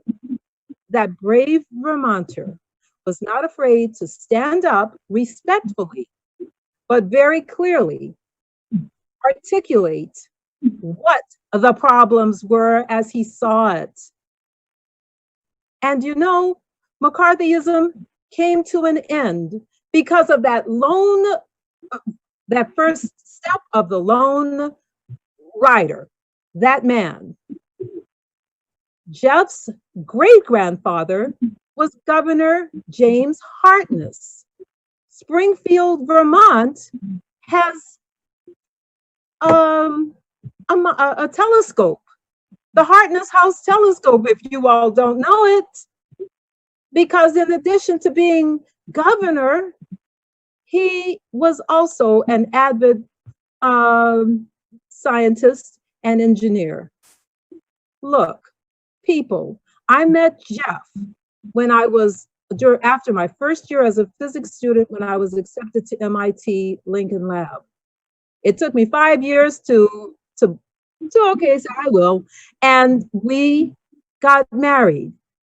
We have a daughter. We have grandchildren. If you were to look at my grandchildren, I don't know. My first two oldest have red hair and their eyes, and they're fair-skinned because our daughter married a Brit. And you couldn't, and Jake freckles and burns very readily. I believed Dr. Martin Luther King. Are you all going to tell me that he lied? To have such a dream that someday he would be judged by the content of his character and not by the color of his skin. I am suspicious of Black Lives Matter. I'm going on the record to tell you so. I'm telling you, because I have been there and you have not. I have been there. And you know what? For all these years that people have judged me as an engineer, as a mathematician, just based on my personal and my professional qualifications. Now, when you look at me, you dare not overlook the fact that my skin has a lot of melanin. We are stepping backwards. Am I saying Black lives don't matter? No. But you want to know something? I have seen the academic scores of our young people here in Vermont. And I know COVID is going to put a good cover on all of this, but it doesn't override what's happened in the last few years. And our academic scores have been below the national average. And yet, with all of that, we have time and we have resources to perpetrate upon our population, the next generation of Vermont citizens, our resources. We have time and money and resources to tell them about how Black Lives Matter. We're taking a step back. People, I want you to hold up to liberty and justice for all. Can we all say that we could at least stand to that? Why do we have to genuflect in order to say it? I do not. I suspect Black Lives Matter because if you look at where the money goes, if you donate there, okay, because I was the money guy at the Pentagon. I managed about $1 billion a year, and I was especially good at it. So Alice, I'm going to interrupt you here real quick. It's been about 10 minutes. Okay. And do you understand what I've been saying though? Oh yeah, but if you have any like just final like thoughts. Okay, my final thoughts are this. You can go ahead and preferentially approve of Black Lives Matter and then turn your back on liberty and justice for all. But history will judge it. I want you to stand and support. Connor, I want you to say, all right, John, I'm sorry, I jumped the gun. Liberty and justice for all, of course I'm for that. Black Lives Matter, Brown Lives Matter, pink and purple polka dot lives matter too. My chickens' lives matter. But yes, liberty and justice for all, we Vermonters can all rally behind that. I want to stand with you. I want you to stand with me. Can we put an end to it there? Sounds great. Thank you, Alice. Thank you for sharing. You're welcome. I'm going to put myself back on mute. Okay. Just so I won't be tempted to say something more. Okay. Well, thank you. All right. So I'm going to take a step back and share something that our lawyers shared with us today, actually, just to give us a little bit of context and some clarity around some of the questions that have actually already been, that have come up. And then we're going to open it up to the public. So because Alice was a part of the presentation, we gave her some additional time. But for other folks who speak, just a reminder, please try to keep your comments to 2 minutes or less. And actually, at some point, we should get Alice's last name and what town she lives in. But we can do that probably later. Bill, that wasn't a hand, was it? No, thought I saw a hand. No. Okay, just checking. Okay, last name was Flanders. Oh, Flanders, that's right. Yes, yes, she said that. Thank you. Great. All right. So, so we sort of anticipated that there'd be a question about whether or not the city was obligated to approve the request, either sort of as a street closure or based on the content. But mostly, folks, I think there's this actually what I would call a misunderstanding floating around that we are obligated to approve this based on the First Amendment. And the reason I can say that is because we got clarity from our lawyer earlier today, and I just want to read part of the excerpt from our lawyer, just so that everybody has the same information. So it's going to take me a little bit to read it here, but I think it's probably worth doing.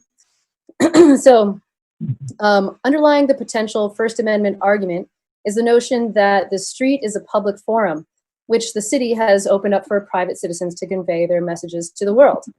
In the context of a public forum, for example, when the city allows climate change activists to protest on in a city park, the First Amendment generally requires the city to give equal opportunity to all who want to use that public forum to voice their own message.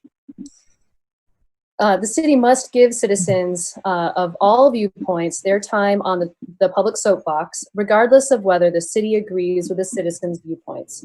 In these examples, and I skipped a couple of cases, but there were some cases cited. In these examples, it is clear who is speaking. A private citizen is holding a sign or audibly chanting. They just happen to be standing on government property.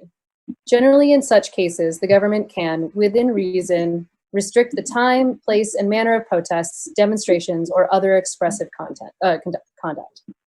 But the government cannot deny a request to speak or demonstrate in the public forum based on the content or viewpoint of the requester's message.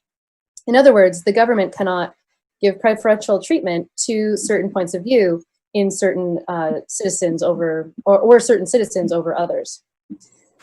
The display of a mural, monument, or other expressive symbol on government property is legally different Unless circumstances clearly indicate that such displays reflect solely the viewpoint of a private citizen, courts typically consider these displays to be government speech.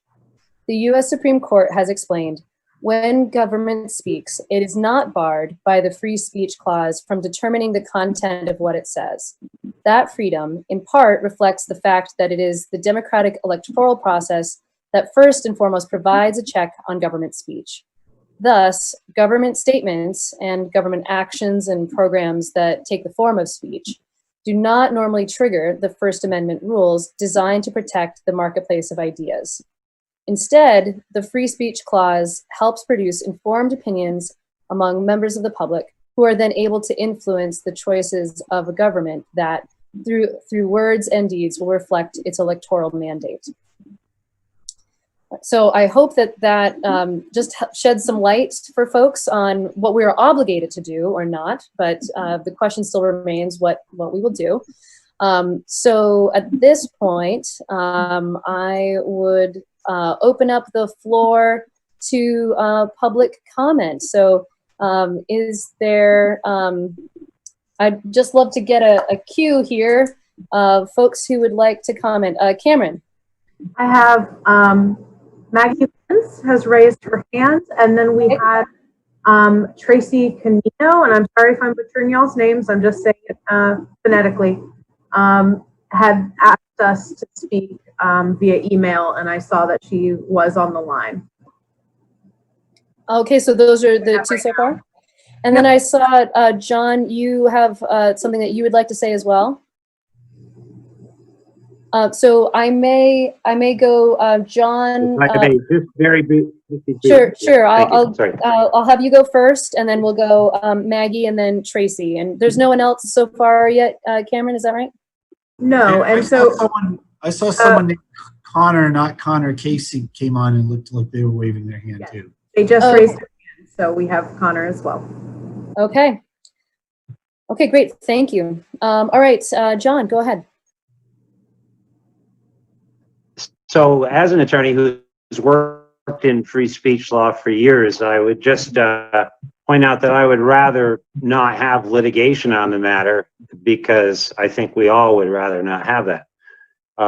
Whatever you've just read from your attorneys, you clearly do have the power also to grant this. And it's a gray area about what's a mural and other forms of speech. This is core political speech. So what you've done though, what you've just read to me, is an opinion of counsel that was solicited for the specific purpose of finding legal grounds to deny this application, which I would say also shows a bias. But moreover, in the very words you read, it said undermining the free speech argument. So I would hope that this counsel would not be out to undermine our free speech argument, but to embrace our free speech argument, especially when what's in the balance is something as highly visible as the U.S. flag and the Pledge of Allegiance and our police. So, legally, I don't agree with your counsel. I don't really want to fight it out in court. I just want to have the opportunity when Black Lives Matter is done to display our nation's heritage in a proud way, to affirm it for all of us as the middle road. But anyway, thanks. I appreciate you allowing me to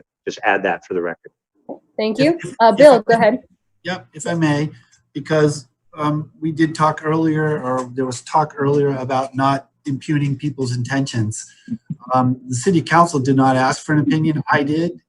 And the question was specifically asked, are there any legal barriers to them approving or denying the question? It was not asked. Find a way to deny it. So I just would appreciate, you made a good point about not presupposing other people's intentions. And I think maybe you just did that on my behalf. So. Well, just to be clear, though, there was nothing in the opinion to suggest any reason why you would not be able to deny it. So it's one-sided, whether or not that's what you specifically solicited, forgive me, to impugn that. But that's what it looks like, and that's part of the record. If we were required to approve it, it would have said that. And so he's saying, here's the argument for why you might approve it. Here's the argument for why you don't. I'd be happy to send you the full opinion. Yep. I did not read the whole thing. Right. Well, so. we'll have courts look at it if the lawyers are wrong. But anyway, sorry, go ahead. So I'm just saying there are different views, and it's not that clear. It's a big area of law. But so thank you. Thank you. So yep. I don't mean to impugn your integrity, Bill. Okay, Maggie. Go on video for this. Hi guys, Maggie Lenz. I'm a District 1 resident. I really want to keep this short. I hope that we're all going to stop suspending disbelief and pretend that this is anything from Mr. Clark other than a really cheap political move. I think it's clear to all of us that that's what this is. This is a struggling campaign that's trying to get attention. I don't think that he needs any assistance by Mr. King doing that himself. This is this time for the Black Lives Matter movement. I appreciate Noel and that the council did on this as a Montpelier resident. That sign is extremely important. That's a reminder of the work to do. Alice, thank you so much for your point of view. I certainly can't speak from personal experience and disagree with your experience. I'm glad you have that. But I do have a number of friends of color that have not had that same experience here. And I think just by virtue of being states, we have a lot of work to do.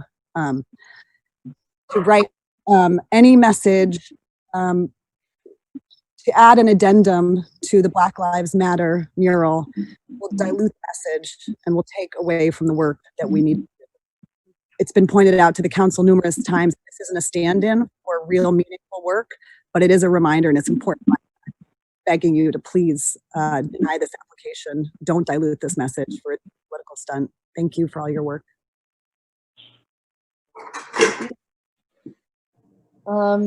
Tracy.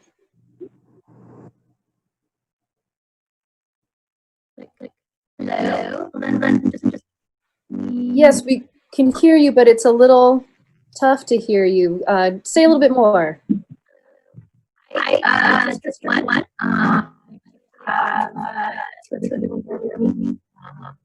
Tracy, I'm so sorry. It's very hard to hear y'all. If you turn your camera off, it's sometimes easier to hear the audio because it improves the connection.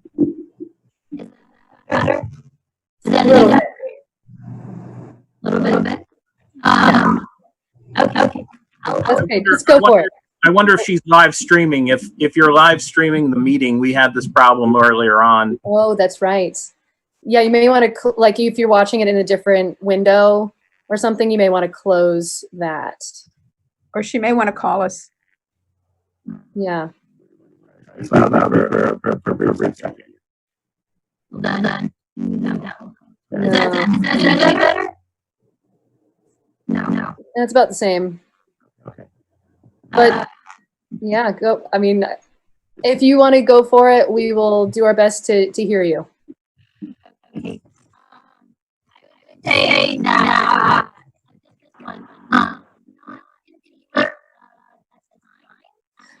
Tracy, I'm actually going to interrupt you. I think it might make, maybe you can call in on a cell phone or so.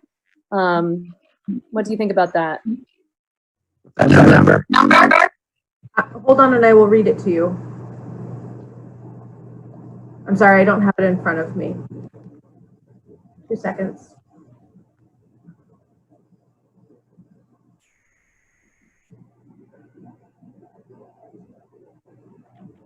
Okay, so the number is area code 929-205-6099.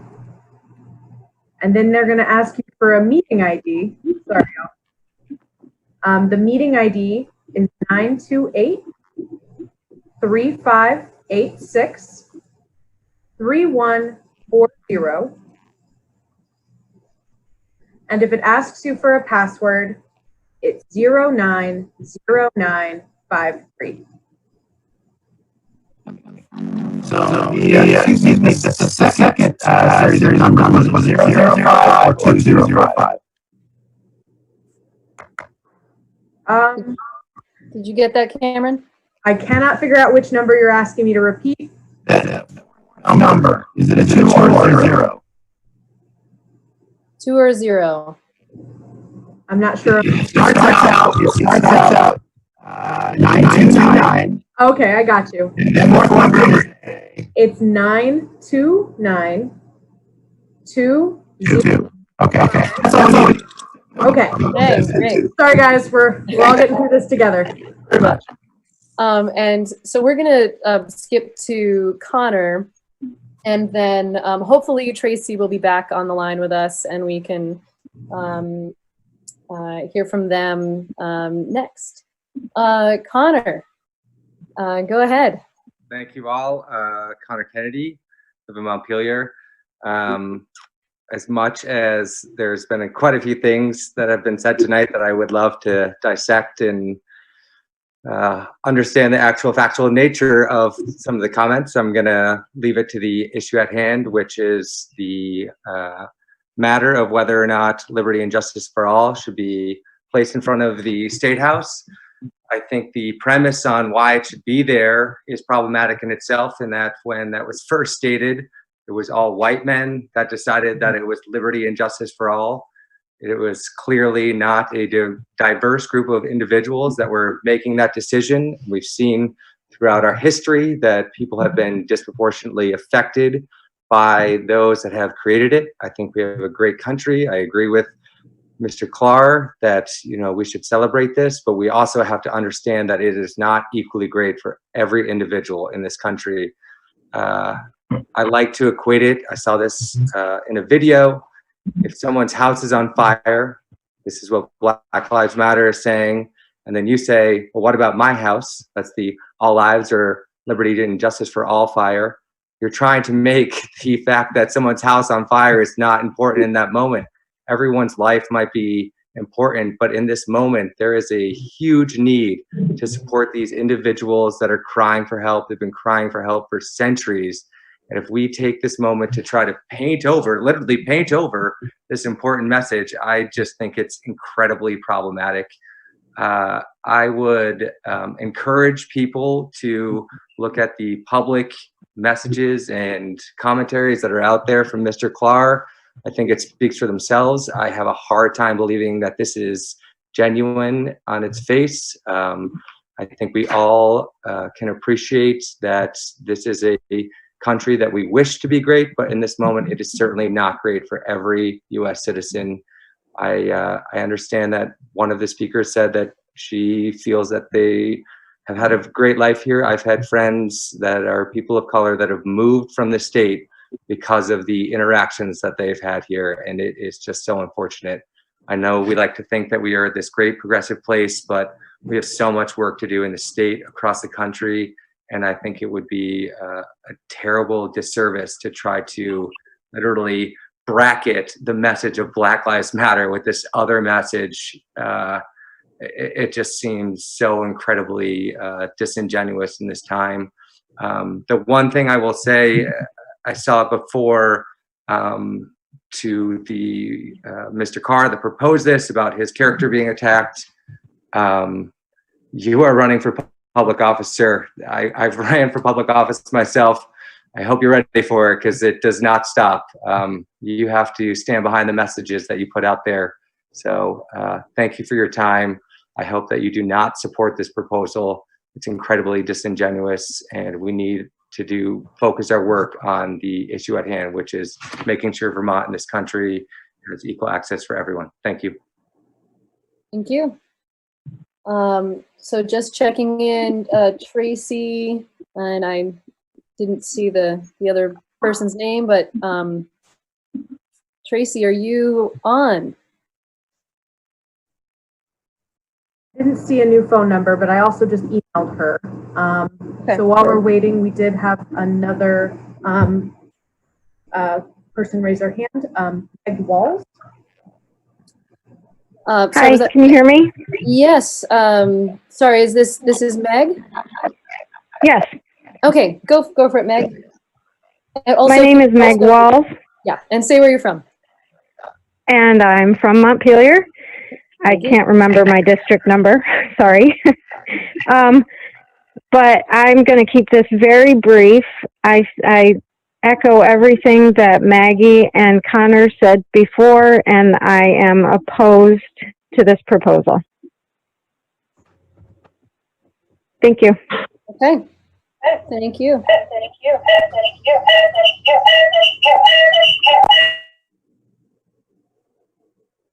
Tracy? Yeah.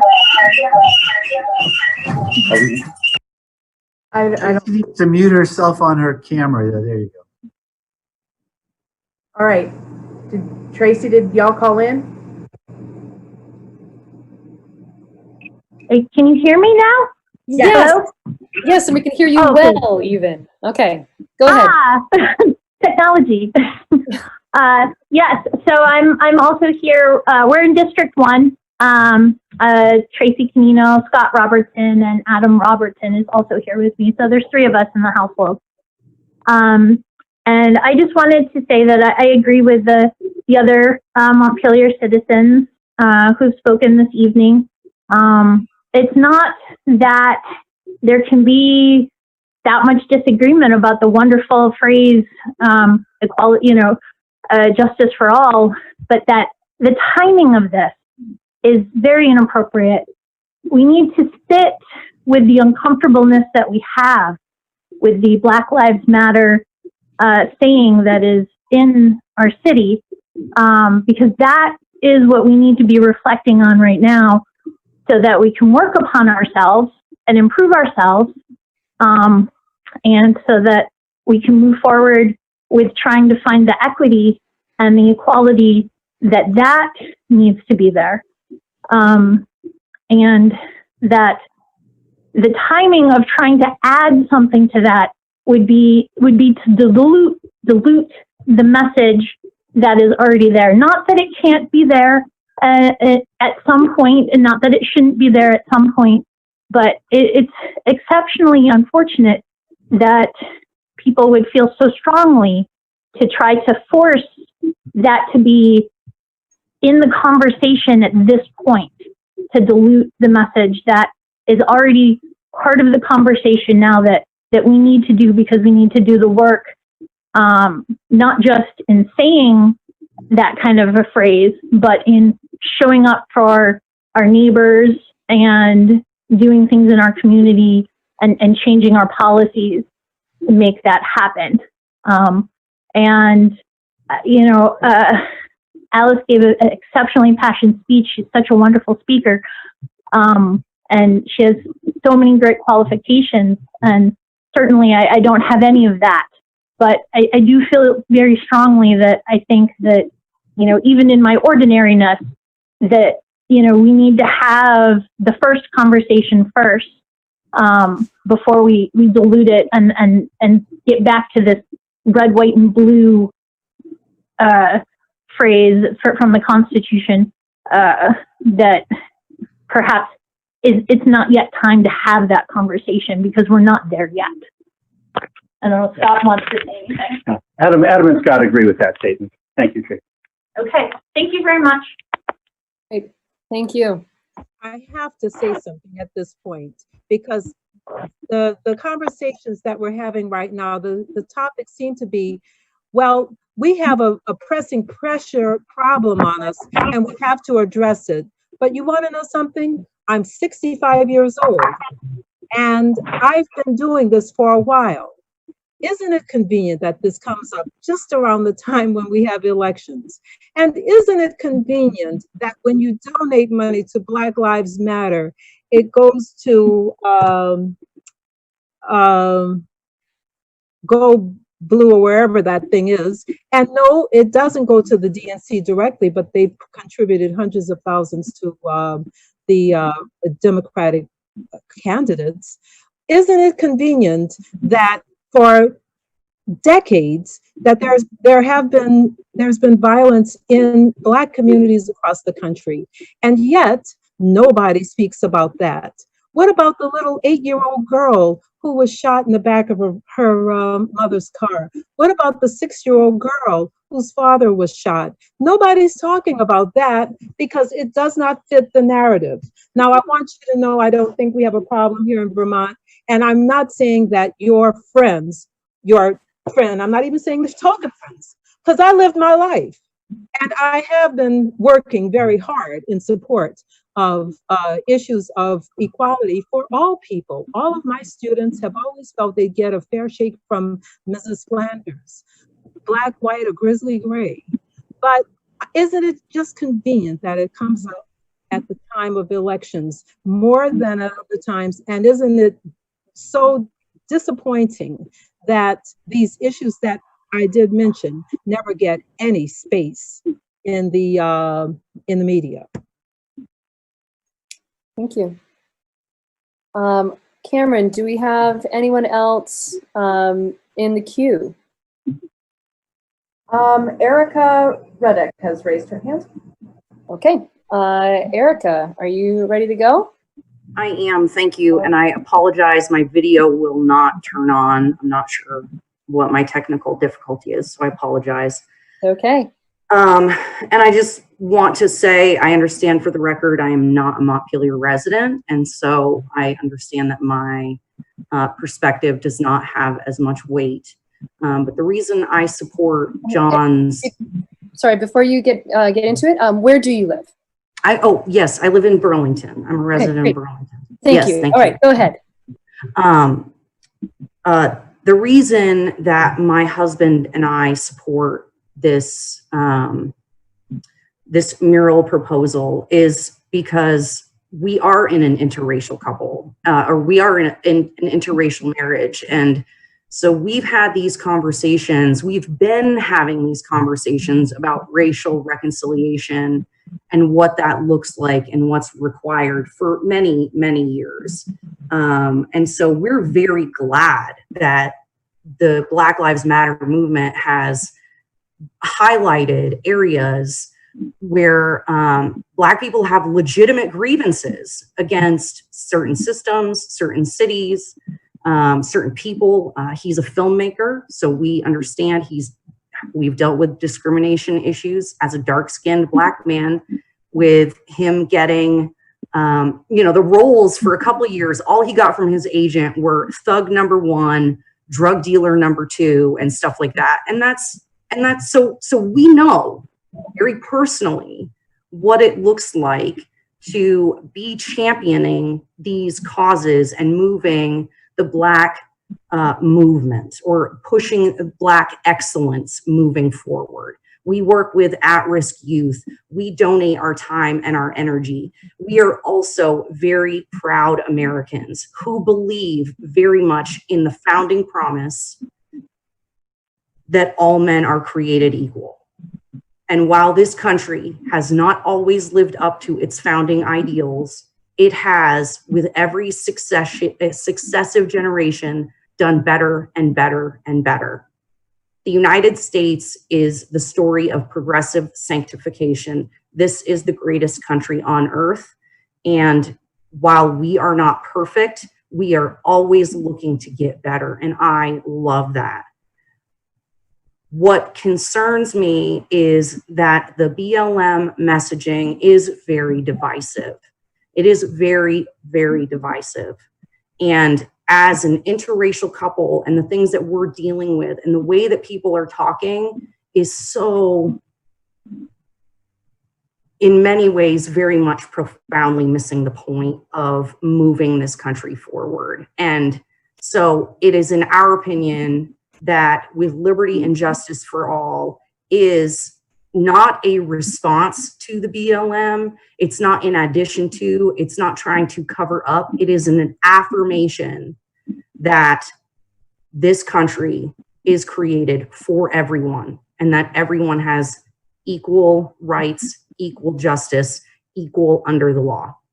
And so I appreciate you taking the time to listen to me this evening. Thank you. Thank you. Cameron, anyone else? I do not see anyone. Now would be the time to throw up a blue hand or an emoji or a physical wave. Okay. All right, so I'm not seeing anyone else either. So I have my own thoughts, but I'm sure you all do as well. So I'm happy to have other folks start if you would like, or I'll jump in. Connor, go ahead. Well, I feel the need to respond a bit since my name was brought up by John Clark in the beginning.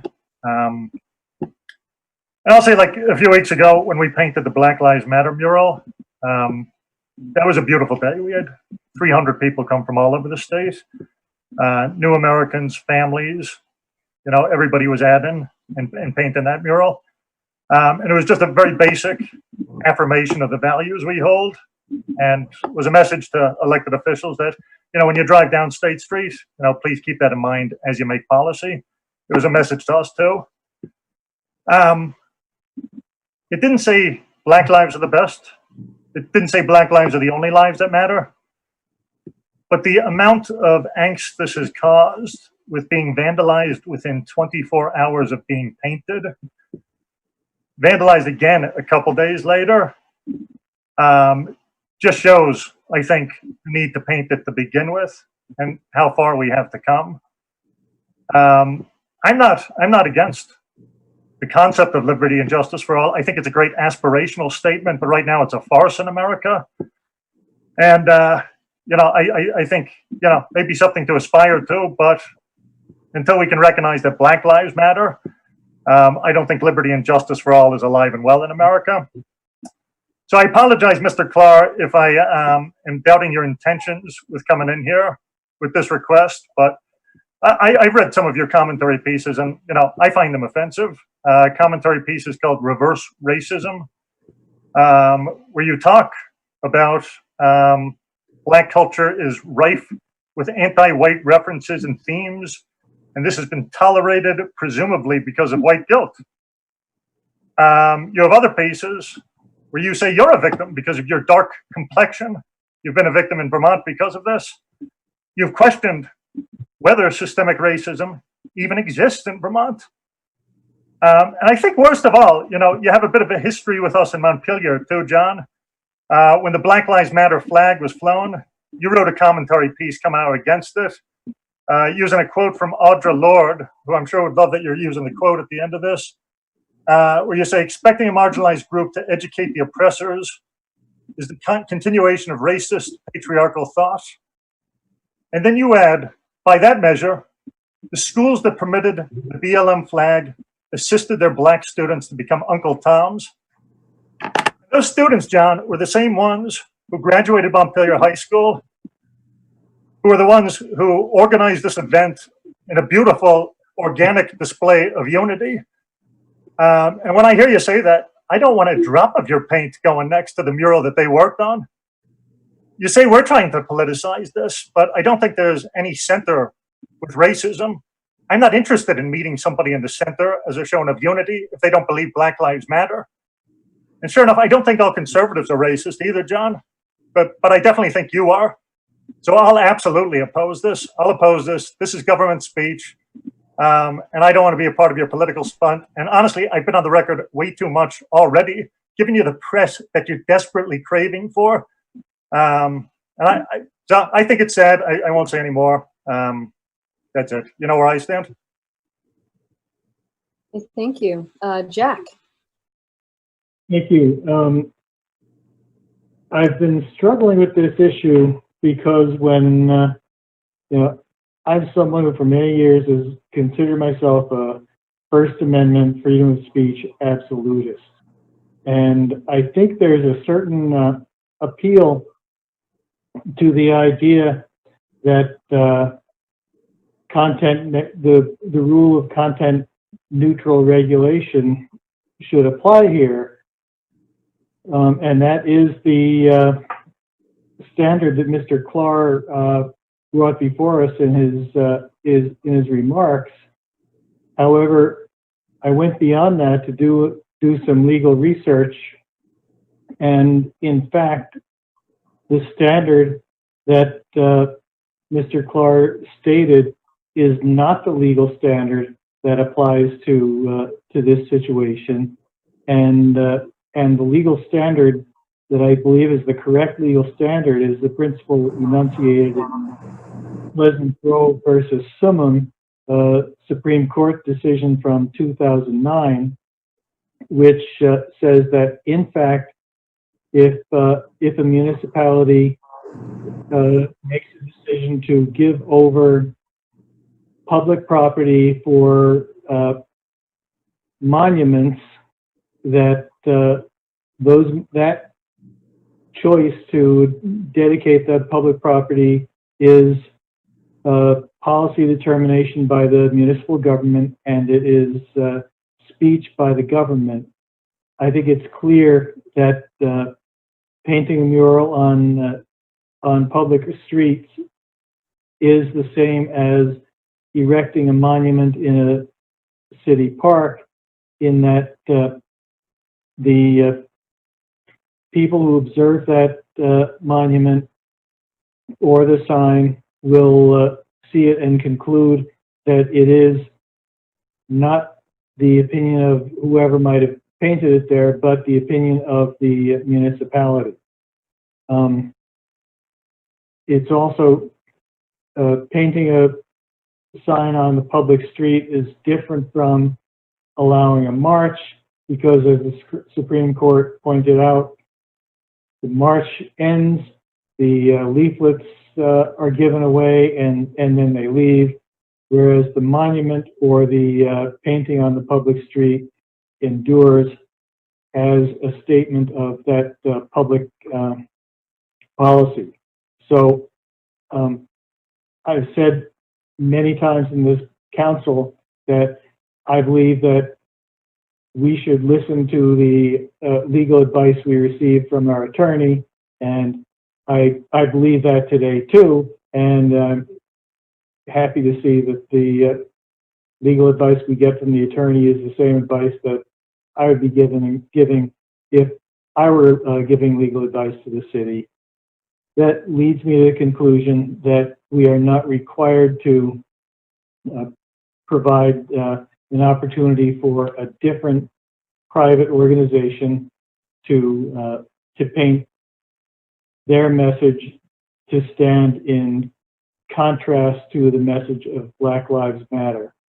And it's clear to me that although the resolution adopted by the city council at our meeting was to close State Street for the purpose of allowing someone else to paint Black Lives Matter on the road, it's clear to me that when we took that action, we were expressing unanimously the view of the city council that we adopt a value of Black Lives Matter. So that's all going to, is it permissible for us to deny the application? And I would say that it clearly is. The next question then is it the right thing to do to deny the application? And I again think it is.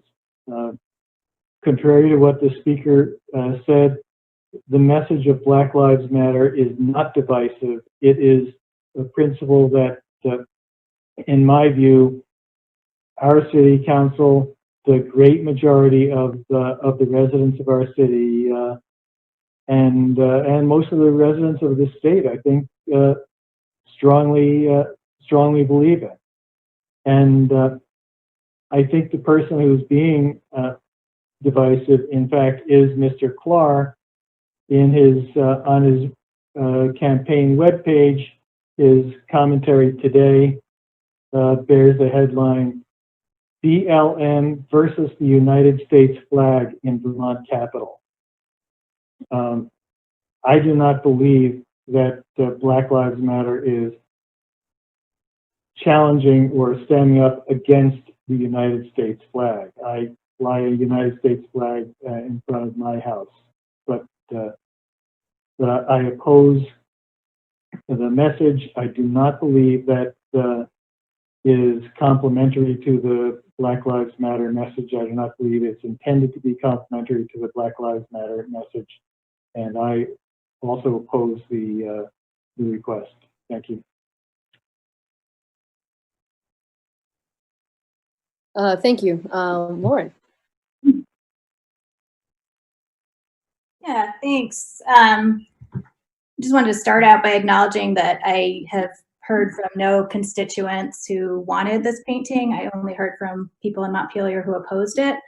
In the application, the Clerk campaign claimed they were proposing this to create unity. And in fact, the entire reason we need to say Black Lives Matter in big, bold, yellow letters is because far too often we don't focus on Black lives in the state and in this country. And the message they're putting forward seems entirely aimed at distracting from and undermining the message Black Lives Matter. And it's using different words, but essentially conveys all lives matter sentiment, which Alice confirmed earlier is a sentiment that they really wanted to get across through this project. And as Connor mentioned, you know, seeing the vandalism on Montpelier street painting the very first night, people have torn down a Black Lives Matter flag in another Vermont community recently. There's been vandalizing happening in other Black Lives Matter street paintings across Vermont in the past few weeks.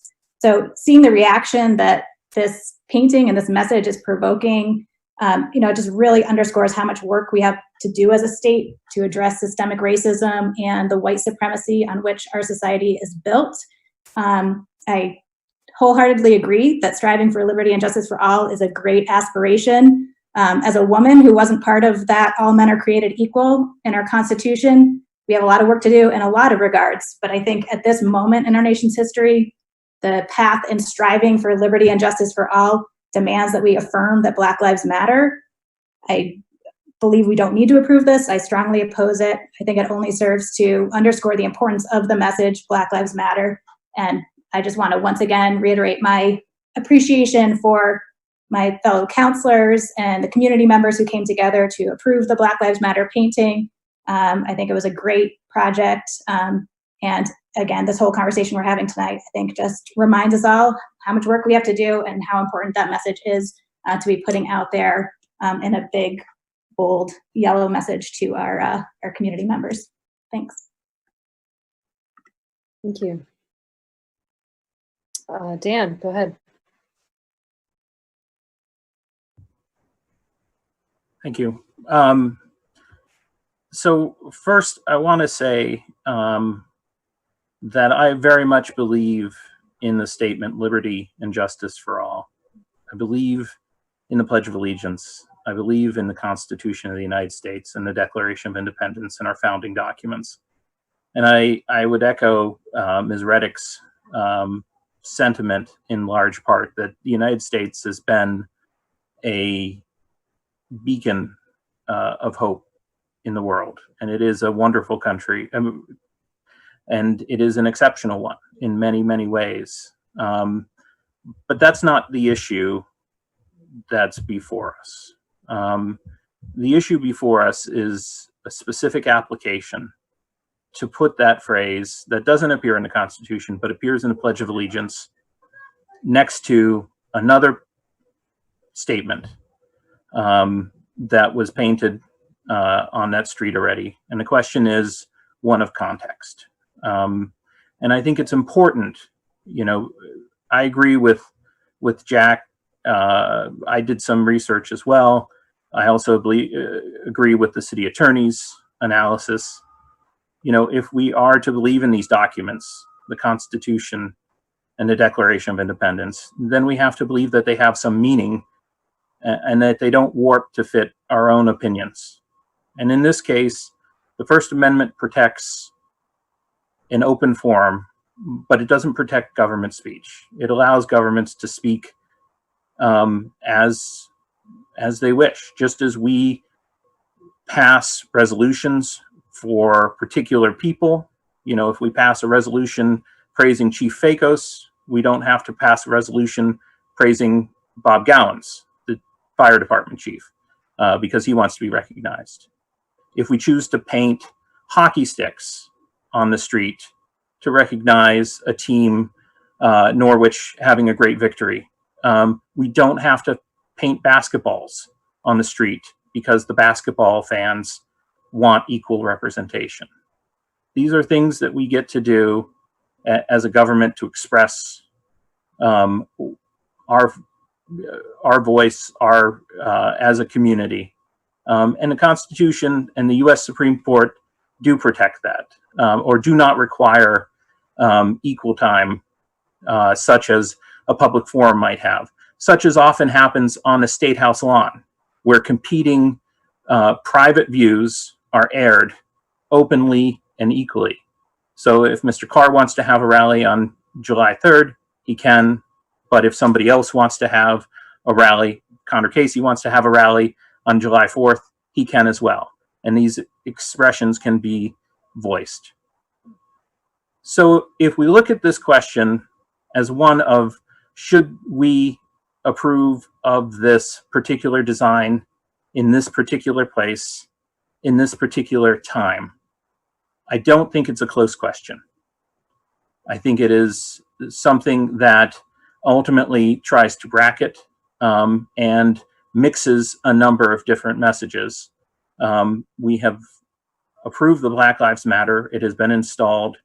And that is I think that is the statement. If we want liberty and justice for all, which I think there's general support for as a philosophic content in another area, I think that might be a different question, but that's not the question before us either. It's a question of, if Black Lives Matter is on the street and liberty and justice for all, does that detract from the Black Lives Matter statement that we've made? And I think it does. I think it causes some context confusion. I think it mixes the messages. I think it detracts from the liberty and justice for all message, which is a aspirational message and should not be seen as a rejoinder to the Black Lives Matter statement. It is a higher principle that we found this country on, and to cause it to be put in that context to serve as a statement against that, I don't agree with. And if I have the decision, which I do as a voting member of the City Council, I don't support it. Do I support the statement, liberty and justice for all? 100%. I also want to defend Connor's right to speak, because that is a protected right under a First Amendment that we cherish. And Connor is not, we are not judges. We are not a court. He doesn't have to recuse himself. He's an elected city official. He is elected by the voting constituents of District 2, and he can express an opinion. And just as the legislature can express opinions and can come into committee meetings, and I have faced this, where I have seen legislators come into a committee and I know they're going to vote against whatever I'm proposing. And that happens. And it happens here. And so to impugn him or to suggest that Connor's perspective somehow taints this process, I think is unfair to the democratic process that you have before you in the City Council. And I think it's important to understand that Connor can express those, Mr. Casey can express those sentiments and still vote. And I would support that because he's a voting member of the City Council. The constituents of District 2 elected him. And if they disagree with him, they don't have to re-elect him. But as long as he's a voting member, he's a fair, and I'll stand up for his right to express that opinion, whether I agree with it or whether I don't. I think that there has been a lot of impugning, and I won't impugn. I presume that everybody who has spoken tonight has spoken from the heart and has spoken from sincere feelings and beliefs. This is clearly an issue in which there is a lot of conversation that can be had, as it is 9:20 and we are still talking about it. But I think it's important to understand that as city councilors, we're faced with a very specific decision.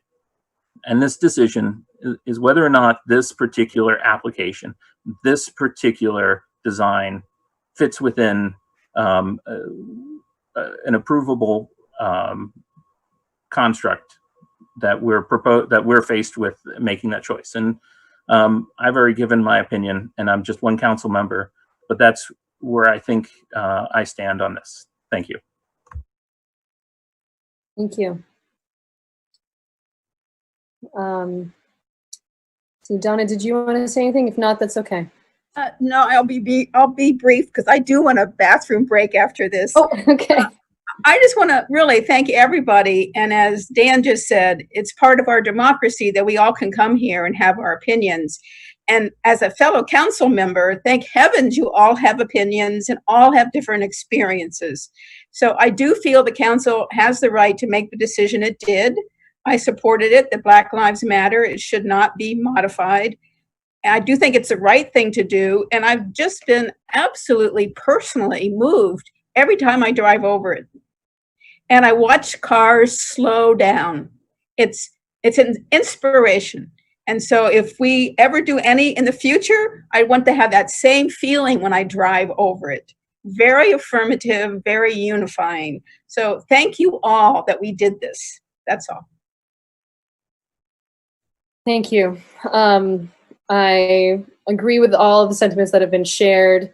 I agree particularly, Donna, that this feels like a modification of the Black Lives Matter mural. And while I also agree with the sentiment of liberty and justice for all, the context matters. The context. Oh yes, sorry. I'm gonna pause my thinking just now. Jay, did you want to jump in? No, keep going, Andy. Sorry. No, good. You go. but I stand, I stand with all my other council members. I appreciate how articulate they've been and the different perspectives they bring to this argument, and I stand with all of you. Thank you. Great. Sorry about that, Jay. Your picture is further down on my screen. So while I very much agree with the aspiration of liberty and justice for all, I think that is a noble and important sentiment to be pursuing as a country and as a community. The context matters, and in this case, I agree that it detracts. So I also want to I want to thank Dan for sticking up for Connor. Because Connor, yes, I agree that we all. It is perfectly okay for any of us to share our opinions about where we stand on any particular issue, and we do listen to people, and sometimes our opinions change when we hear from folks, but nonetheless, it is perfectly fine to hear to express where we're at and what we think about things. So. And thank you for your bravery there, Connor, for speaking up. There's a couple other things that I wanted to just add. One is that the proposal does have an American flag printed on the ground on the roadway, and I will just want to be on the record as saying I'm very uncomfortable with printing an American flag on the ground. I know it's not a cloth flag. But nonetheless, with the flag code, the U.S. flag code, not allowing the flag to touch the ground, it just really rubs me the wrong way. And in fact, just in conversations that I've had with other people leading up to this meeting, came to find out that this is a practice of some other countries. They might print the flag of their enemy on the ground and then have their army march over it, right? So I do not want to have our flag printed on the ground. I think that is inappropriate. So, and beyond that, I agree with you all, and I don't want to really take more time than that. So having said all of that, I think everyone now has had an opportunity to weigh in. Is there anyone who would like to make a motion regarding this street closure? Connor. I'll move to deny the request. So I think actually. That's a point of order. Yeah. Go ahead, Dan. Any motion has to be stated in the affirmative, and if you'll allow, I would make the motion to approve the street closure that has been applied for the Clerk for Governor campaign. Is there a second? I'll second it. Okay, so there's a motion and a second. Is there any further discussion? Okay, and all in favor, please say aye. And opposed? Nay. Nay.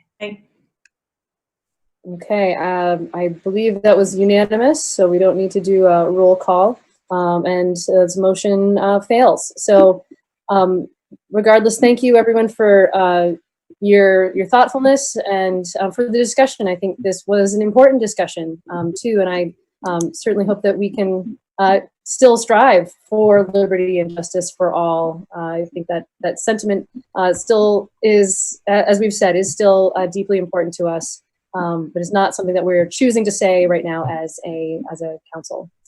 Okay, so having said all of that, it is 9:27. Should we? I think we could probably take a break till 9:35. Is that okay? Yes. Okay. All right. We'll be back at 9:35. All right. Thanks, everybody.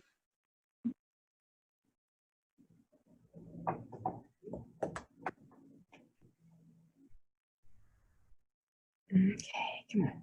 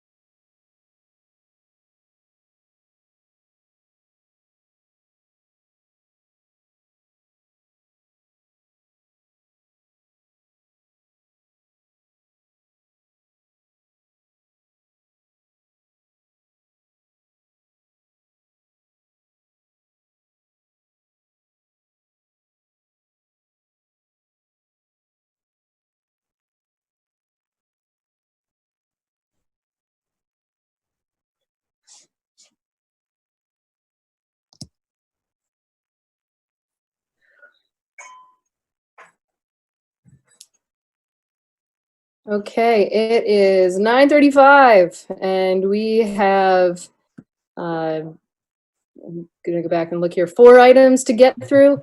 One, I would really appreciate not going past 10 tonight, which really means wrapping up at around 9:50. So I don't know if that's doable, team. Yes, Dan. I'm happy to run through really quick the flag update, because I think I've addressed most of the issues, and I can probably do it in under 5. Okay. I kind of want to believe that we can do this, but I don't know. We'll see. So Donna, go ahead. I'd like to change the order. What if we put the tax stabilization last? And if we don't have time, fine. There's nothing pressing about it.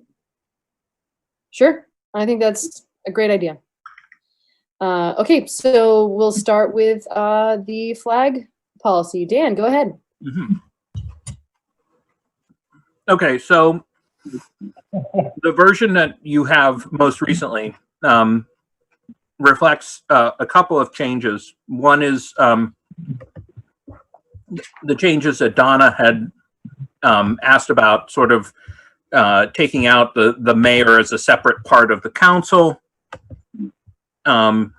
So now it's very much the council itself is the entity that approves it. I tried to clean this up a little bit. The second big change, actually there's 3 big changes.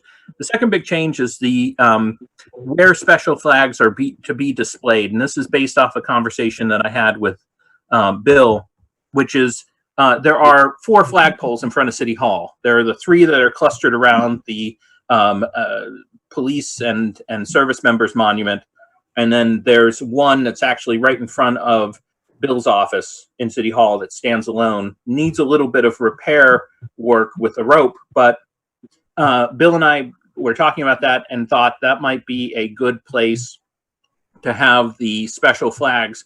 That way the 3 flags on the right side would display the American flag, the state of Vermont flag, and the city of Montpelier flag, and that would just simply be that permanent display. The flag on the left would then be the special flags that we would approve. I've kept the language very much as far as the type of approval process that we would go through and when we determine these type of flags.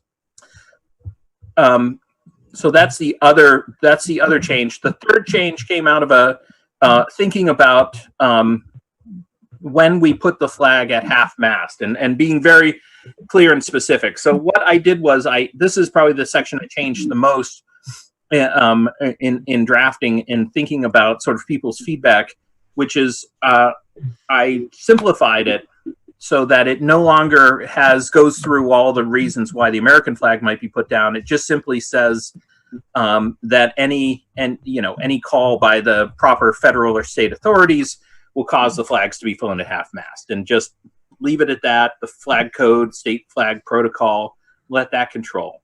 And then it says the change that I made was that in addition to any federal or state protocols or directions, the mayor or designee may order the city of Montpelier flag to be flown at half-staff for 1 week under the following circumstances. And then I outline on the death of any of the following individuals: the Montpelier mayor, ex-mayor, mayor-elect, current member of city council or city clerk, current head of any city department, any other local official, city employee, or other individual deemed by the mayor to have made significant contributions to the benefit and welfare of the city and citizens of Montpelier.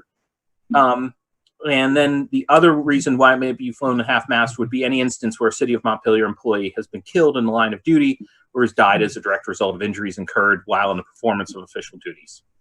And it says that then the part 3 says the city manager shall state the reason or name of the individual in whose honor the flag or flags have been lowered to half-staff in his or her weekly report.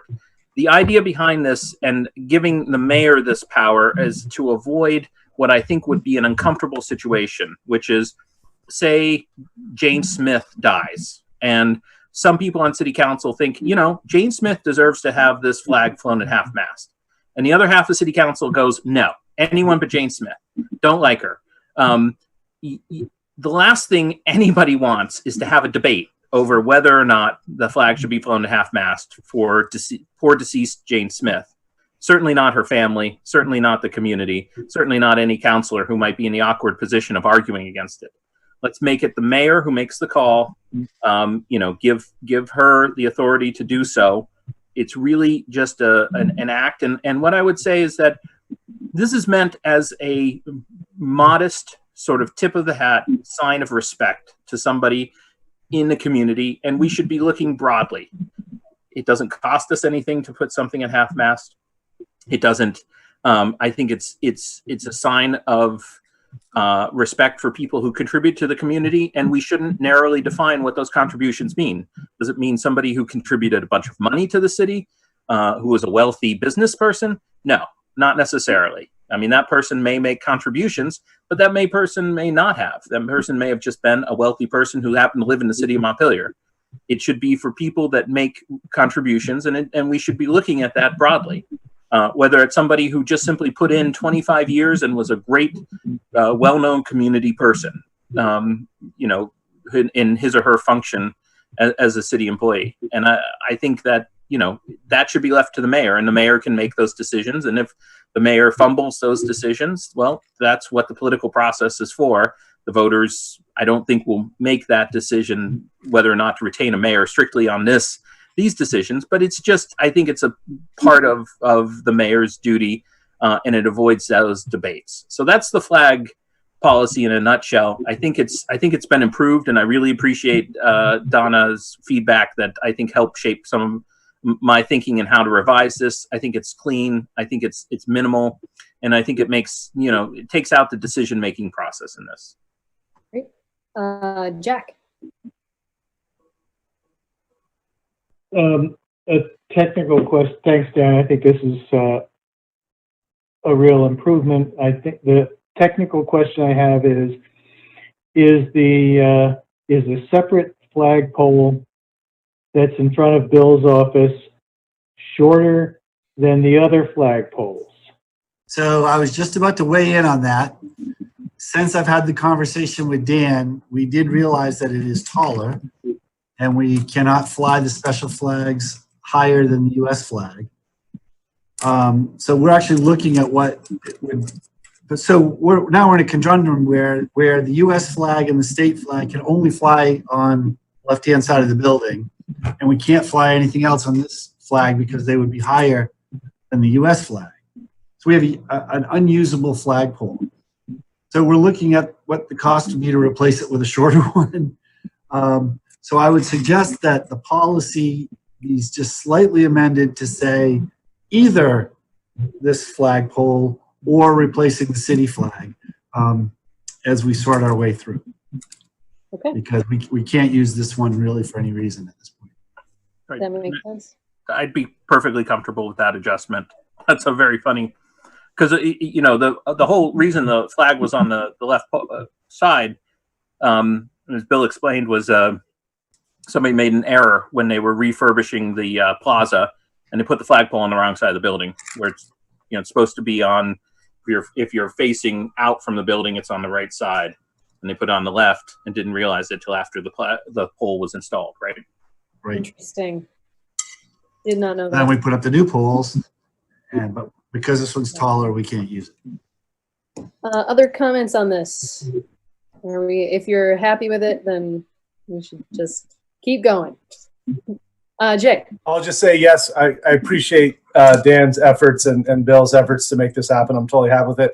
And also, Bill, check with Andrew LaRosa in the school district, because the Union Elementary flagpole came down, and they're not putting it back up. When we did the playground, it's going to go back around the building.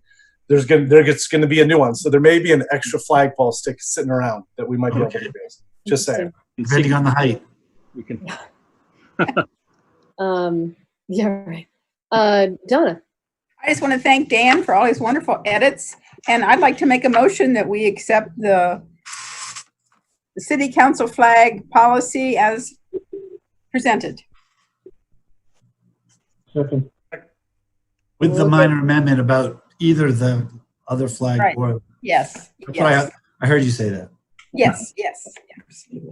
And then Jack is nodding in agreement. So any further discussion? Okay, all in favor, please say aye. Aye. Aye. And opposed? Okay, so the motion carries unanimously. We are on to the coronavirus updates. Tax stabilization. They moved that bill. We moved it to the end. Oh, we did. Okay. Yep, yep. So yeah, Cameron. I will be very brief. I do want to update you on Langdon Street. The regular fences should be going up on Thursday. We have ordered some special fences that are a little more sturdy, a little larger, and more visible. Those should be getting here either Friday or Monday. The delay is really COVID related, honestly. So we will have fencing and cones up on Thursday so businesses can expand into the street over the weekend. And then we should have our more sturdy permanent fencing there up no later than Monday, is what I'm told. So that's our current timeline. I'll just briefly go through my memo, just pointing out some highlights. Just calling out, there have been rapidly increasing cases of COVID-19 throughout our country, and this is a really delicate time for our state. We're still trending in a positive way right now, but we've seen all over the country that that's a pretty delicate balance. So just reminding folks to keep your mask on and practice 6-foot physical distancing. We did have some state updates beginning July 1st. A couple new states that have been approved that have counties that have a low enough case count that they can come to Vermont without quarantine. Only by driving. If you travel any other method, you still have to quarantine. That includes Pennsylvania, Washington, D.C., Maryland, New Jersey, Delaware, Ohio, Virginia, and West Virginia.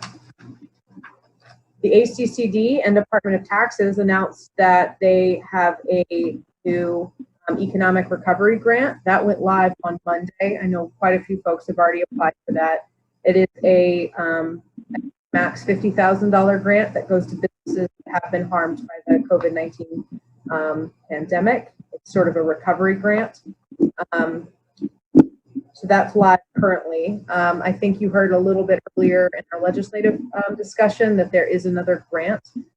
I think that's going to come through the Agency of Administration, and that is for municipalities. So we're looking for more information on that. They haven't given us a timeline on that as far as I have seen yet. So we will keep you updated on our attempts to get money. They also, on July 7th, ACCD released new guidelines for colleges and university campuses. All students will now be required to be tested upon arrival, and they have to sign a code of conduct agreement, and colleges have been required to reduce their density in classrooms and other congregate areas. I have a few city updates. Our playgrounds are now open under guidance of the state. It is use at your own risk. And we are installing sanitizer stations to make that easier for folks to clean before and after they play on the playgrounds. As a note, city-owned playgrounds are the ones next to the pool house and behind the senior center. This is a tentative plan, but right now Parks is still currently planning for holding a limited form Parkapalooza. We're still in the works of planning that, what it would look like to make sure that it has fits all the state guidelines, but and we'll share that plan with you when it is completed. But I'm happy with how that planning is going and how we're going to be implementing safety procedures. I think it will be a great opportunity for folks to get out of their house into our parks. And I'm sorry, hold on. And have an event to look forward to. The City Hall building is open on Tuesdays and Thursdays from 8 to 4. That's gone well so far. We've heard no negative feedback, but it's only been, a few days at this point. But otherwise, that's going well. And I guess I will just skip ahead to say we're still doing well with our communications with the community, and we're still averaging just under 1,000 interactions with all of our social media posts. So I think that that's going really well. We're continuing posting the weekly reports onto Front Porch Forum, which was honestly a weird oversight, but it's just one of those that happens, and we fixed it, and people have given some really positive feedback for receiving that information in a different format. Does anyone have any questions? I know, and it feels like this gets shorter and shorter, but it's bizarre because I feel like we're operating within a new normal. And so there's less things to really report because we're just sort of holding the line on this. And the state has slowed down updates a little bit. But I'll keep you abreast of the grant opportunities that we've been finding. Great. Connor. I just want to thank city staff, DPW, the fire department, and the city manager's office for the Langdon Street closure. I think like every time you tried to do it, something else came up, but you were very creative. And I know it's going to mean a lot to the businesses to get that up and running this weekend. Agreed. And yeah, thanks for working on other things like Parkapalooza and getting things getting back to a sense of normalcy. That's great. Okay, so the next item would be the TKS discussion, and I because we are skipping the 2nd July meeting, and this is an item for which the clock is ticking. I feel like we should at least just get an update from Bill and maybe like just run through like your 1-sentence reaction. You know what I mean? Like, what do you, how do you feel about it real quick? So Bill, go ahead. Sure. And thank you. I tried to address this pretty succinctly in the cover memo. So most everything that needs to be said is there. Obviously, we have a December 1 deadline to deal with this property with regard to the state, and we have to pay $130,000, or they need to recapture $130,000 in federal highway funds. And if people want more background on that, I'd be happy to give it to them, not right now. So really the options, there's really 3 choices for us. 1, we pay them $130,000. We then own the property outright. We're clear of our obligation to them. We can use it as we see fit, and we can sell it at a later date and retain any profits or absorb any losses. We can sell the property now in conjunction with the state. We can tell them we'd like to sell it as a way to pay you back, and they would partner with us on that. And there's a process that they would use, an open public process, which is fine. We should do it that way anyway. But in that case, if we make over $130,000, the state keeps all those additional proceeds, which go for federal funding. If we have a shortfall, the city still has to make up the difference. So unlike the first scenario, we're still on the hook for the loss, but we don't get the potential profit in the future. So under either 1 or 2, we still have the same loss risk, but we only have a gain risk on the first one. The third thing we could do is just say, you know what, we don't have the money. We don't want to take the risk. Just take it back. It's your property back again. It's, the state would control it. They could then sell it themselves and, reimburse themselves. They could use it for whatever transportation purposes that they saw fit. They could make it parking. They could put a salt pile there. They could, we would lose control of the parcel. So, so those are our choices. From a business perspective, to me, the smartest choice is to buy it, because then we have full control of everything, and we have, we have the same downside risk, but we have an potential upside benefit. The problem is we don't really know right now. We're just cutting $1.4 million off our budget. Where are we going to get $130,000? My purpose for putting this on the agenda was simply to get this back on our radar, excuse me, and to see if you all had any preference. My recommendation is that we buy it. If that's what you'd like to see us do, then the direction would be that we come back with an analysis at the next meeting in a month and say, here's our best shot at how we think we can find the money. If you would rather do one of the other 2, then we'll set those wheels in motion. Okay. Dan.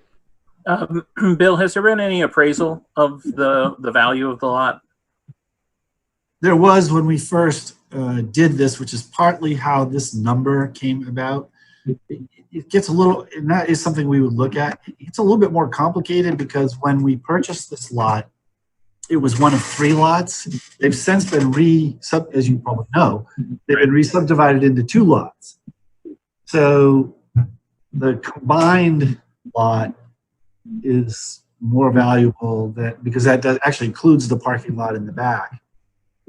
So we could always re-subdivide it back, maybe, to represent what it was. But at any rate, we had a deal to sell it for $300 and some odd thousand with the Moat Trust. I'd have to get the exact number, and it would have more than repaid the state interest. And sure, at that point, the balance was going to go into the car lot project. Right. I mean, I ask it, because I think there's a number of strong reasons to find a way to purchase the lot, which is, it's a key parcel as you come into town on Main Street. To have the ability to control what goes there, I think is critical, whether it's a park, whether it's a commercial building, whether it's parking, whatever we choose to put, as you pointed out, if we own it, we can decide what that is, as opposed to if somebody else owns it, like the state, and decides to put a salt pile there, or railroad car holding containment center there. Anything else that we might not want. But it strikes me that the one sort of risk is, if we put in 130,000 and we can't get that 130,000 out of it, we overpay for the lot. And that would be simply, I'd want to know whether that's sort of maintained its value, if not grown. But we have that risk. If we sell it with the state and we don't get 130,000, then we still have to pay the shortfall. Right. No, I understand that. I mean, I think it's just something that we can see if we can calculate, There was an appraisal done on the new combined lot. It's old now, but I can find it, and it's well in excess of this amount.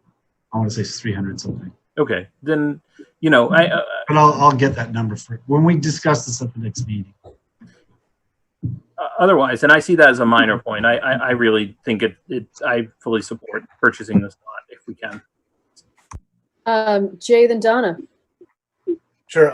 I just want to say that I fully support Bill's recommendation that the city, that he, research the financial feasibility of the city purchasing the lot. To echo what Dan said, I think that it is a really key and important piece of property as people come right into the city. It's a piece of property that has access to the river, and we have very few of those available to us as a city to think about how we might use them. And obviously, it feels like a lifetime ago, but it was a couple months ago that we were talking about the downtown core master plan, and this was certainly a key property in talking about building connections to the rivers and green space, and particularly a riparian buffer around the rivers for the city. So I just want to reiterate what Dan said in supporting Bill's recommendation that we move forward with the feasibility of purchasing the lot. Thank you. Donna. Yeah, and I look at the council, and Ann and I were the only ones on when this started, and it was such a different story going on. But I've definitely continued my commitment to buy the lot and control it, whether that's park or building on it or selling it. But I think we don't have any options, good options, without trying to find the money to buy it. So I support buying it for sure. Jack. I agree with what's been said. We've seen, I don't know what should go there, but we've seen some very attractive ideas, both in the area of real estate development and in parkland. And the only way we maintain those options and the ability to control it is to buy it if we can. So I'd like to see us try to do that. Connor. Yep, I agree too. It's like going around the Monopoly board and you only have like $200, but you got to buy Park Place if you land on it, right? It's so yeah, absolutely. Good analogy. Lauren, you don't have to say anything if you don't want to. Yeah, no, I just agree with the general sentiment, and also was excited by some of the designs we saw, and having the ability to, really think critically about that piece, like right in a important part of our downtown, makes a lot of sense to me. So support that move.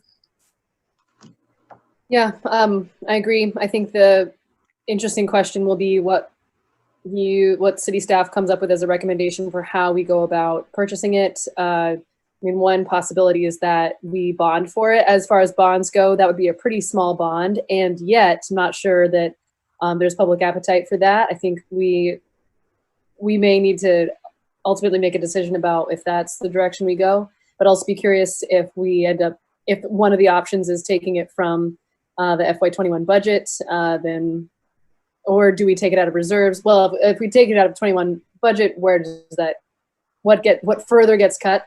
Or do we take it out of reserve if we can? I think we could, but anyway. So is that clear enough direction there, Bill? I'm going to assume. Absolutely. Okay, super duper. Absolutely. I guess the only thing I'd say is that it's probably more like Oriental Avenues than Park Place. Fair enough. So Vermont Avenue. Oh, Vermont Avenue. There No, it's the orange pieces. You always have to grab the orange block in Monopoly. I'm sorry I used this analogy. I just wasn't sure that was Park Place right there. That's all. Suddenly I have this desire to play Monopoly with you all in another time. It's that retreat. Exactly. Or we'll have to warn it though, obviously. So I think that, that was a great suggestion about putting off the tax stabilization piece. It's not exactly urgent, so we'll put that on a future meeting. No? We could pass it in a minute, right, Jack? Is it controversial? Anyone have comments about it? I don't think it's controversial. I don't think it's controversial either, to be honest. Does anyone have either objections or suggestions? Okay, go ahead, Donna. I just found it a little confusing because instead of striking, you had two policies. So I didn't see it all that different. And I wasn't one of the ones who was really pushing for it. So does anybody on the council remaining on the council was really looking to change the tax stabilization policy? I was. Yeah, I was as well. But go ahead, Bill. And you think this does it? Yeah, yes. I think it was clumsy. There were a number of things that were clumsy about it. So what we tried to do is, Jack, feel free to jump in here, was to make it pretty simple. So now there's really just one. If you get tax stabilization, you get it for 5 years for 50%. There's none of this, let's decide how much they get. And then there's very clear things that you can pick up an extra year if you do them. And those are really where the things that I think the council had said were its key priorities. And I'm trying to find them here in the, so either they deed a right of, sort of an easement that we need, or it's meets some exceptional standard, or, it's going to add 15 more residential units, or, so it's got a series of things. It meets energy efficiency standards. It provides a number of employees. So you can get an extra year for each of those once you meet the basic. Instead of having the council have to sort of decide what someone's earned, it's just pretty clear. Here it is, here's what you get. And the other thing was recall the last one had a but-for clause that they had to prove that, and we found that to be very problematic, so that's out. I thought there was still a line in there that said that. Not in the new one, I don't believe. Yeah, it's one of the, go ahead, keep talking, but it is still in there, Bill. It's, go ahead. No, it's after the DRB approval, but before the building permit. Pops up as one of the extra criterias. I just did a word search, and the only place but for appears is in the older version on page 11 of the draft, which I think reflects the 2003 version. Right. Yeah. So we wanted to change that, And we want to be, I think, clear about the recapture and just, make it a little bit simpler to use. The other key policy thing, though, which is what has held us up for all this time, was the TIF district. And the 2003 policy really tried to encourage and reward development in the designated downtown and the growth center. And those really are all included in the TIF district now. What we've learned from VEPC is, at least until legislature makes some changes, that if we grant tax stabilization in the TIF district, basically the rest of the city has to make up the difference in the lost taxes. We can increase our tax rate. And really they advised us against doing that. So this policy says you can't get it if you're in the TIF district. It doesn't even say if you're getting TIF benefits. It exempts anything in the district. And I think for now, that's what we have to do based on what we know. We're hoping that those regulations will change a little at state level. And maybe we'll learn a better way to do it. But for now, this seemed like the cleanest way to do it. So this is really dealing with properties outside of our core downtown to try to encourage development there. So it's pretty straightforward. So Jack, you were the chair of the committee. I should point out that it was a working group, not a committee, because the working group is not subject to the Open Meetings Act, whereas a committee or subcommittee is. And so we specifically called it a working group when we set it up. But we would get into these conversations where it was complicated and nobody could tell whether they were going to get the tax stabilization or not. And it was all a matter of judgment. And then there was screwy stuff like we had this but-for provision where they had to prove that they would not do the project but for the getting the tax stabilization. But you had to have your permit in hand before you could apply. And so that made no sense at all. And so having it be pretty mechanical and clear is a way to address some of these problems. And at one point there was at least one person from the, or maybe more from the public sector involved in the working group. And I think we all thought this was an improvement.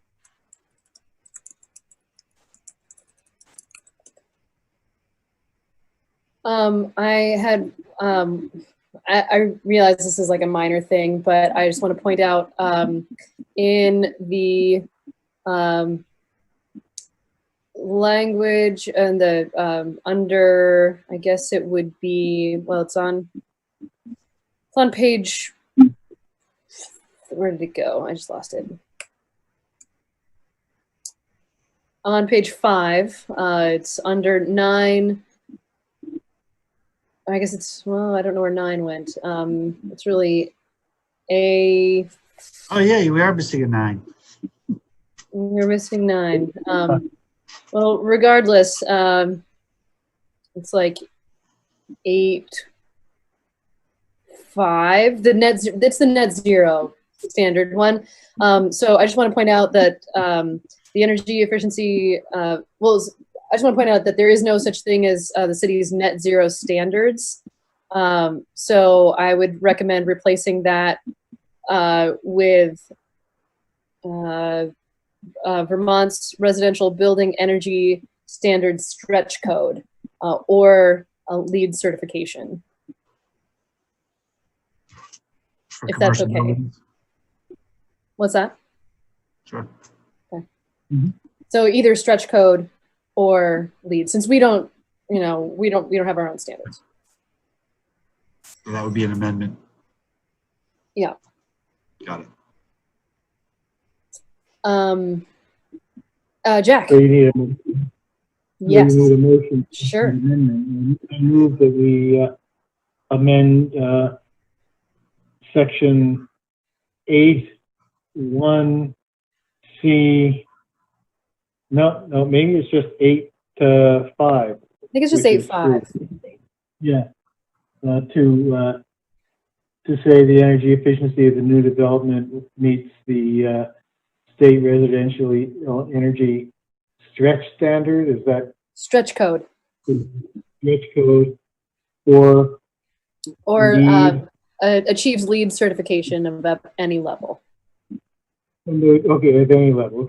Okay, that's the motion. Okay, Jay. Nope. Okay, you're good. Okay. Second. Okay, we've got a second. Further discussion. Okay, all in favor, please say aye. Aye. Aye. And opposed? Okay. All right, so the motion passes. All right, I think that is all of our business. So council reports, I'm gonna start with Donna. Well, I like to talk. Oh, sorry, Jack, did you have something? That was just a motion to amend this good call. proposed. Thank you. And then the question. Are you sure it wasn't a motion to include the amendment? Good call. Good call. That's No, proper. I had the Yeah, same. Dan. I had the same question. So I'll make a motion to adopt the revised city tax stabilization policy as amended. I'll second it. Okay. We got a motion and a second. Further discussion. All in favor, please say aye. Aye. Aye. And opposed? Okay. All right. So we have a new tax stabilization policy. When we did it properly. Awesome. Thank you. Okay. So now on to council reports. Donna. Okay, I missed making the agenda, but I would like us to talk at our next meeting about the upgrade of the parking meters. That given the parking enforcement staff, they really feel we don't understand why we need to do this. And I also feel that August is time to start making people pay again. And since we're not going to meet again, so it won't be till mid-August, but at least by the 1st of September. And the meter enforcement staff agrees they really feel there are a lot of cars on the road and they should be putting money in. So I'd like us to discuss that at our next meeting. So be thinking about it. Okay. And I want to wish Anne to have a wonderful time getting married. I expect to see lots of photos on your Facebook, all right? There will be lots of photos, no worries. Best wishes. Thank you. Get your mayoral portrait done when you're like all dutied up. Right, that'll be the portrait. That'll be the one that hangs for eternity. Right, exactly. That'll be super funny. In stark contrast with every other one. No, okay, Connor. Oh, not too much. Just wanted to say I thought that was a great discussion with the delegation there. And hopefully that's the first of many conversations that's going to build a closer relationship. So that was really cool. And then just on a personal note, I want to thank everybody for getting my back tonight during the previous discussion. That meant a lot. So thanks very much. Thank you. Jay. Just congrats, Anne, ahead of time. Thank you. And also, I just wanted to have been out and about and doing things and starting to see city staff more involved. I was out at Two Rivers early this morning, the 5 Home Farm Way, and saw Alec and a bunch of park staff ahead of Bob's doing the updated inspection. And so I'm just thankful for staff. I know we're not all back, not everybody's back, but thankful that people are starting to phase back in and get back to work and provide services for the city. And it's definitely noticed. So thank you. Thank you. Dan. I'll add to the congratulations, and I'll just note there's an article recently, the bigger the wedding, the shorter the marriage, so keep it small. We're on a good track there then. That's really funny. The only thing I'll raise is that I think we should be putting on our sort of radar the idea of public bathrooms, because I think we've talked about it before as a council, and I think in the wake of COVID-19 that we need to revisit it, and what that looks like and what kind of project it does. It's worthy of discussion, because I don't think it's not just a issue for the homeless population. I think it's an issue for any visitors to the city. We used to be able to rely on a network of public and private spaces that we can't rely upon anymore. And so we should be really giving some consideration to that, because we want to make sure that our city is welcoming to people who want to come and spend their hard-earned money and increase our revenue as a city. So I think that anything we can do to help that is a good thing.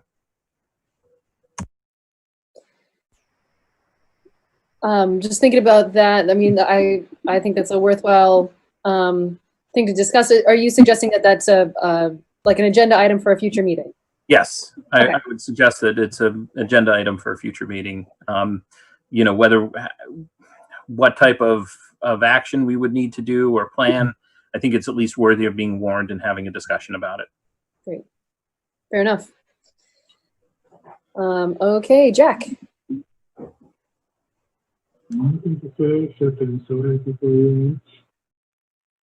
All right, thank you. And Lauren.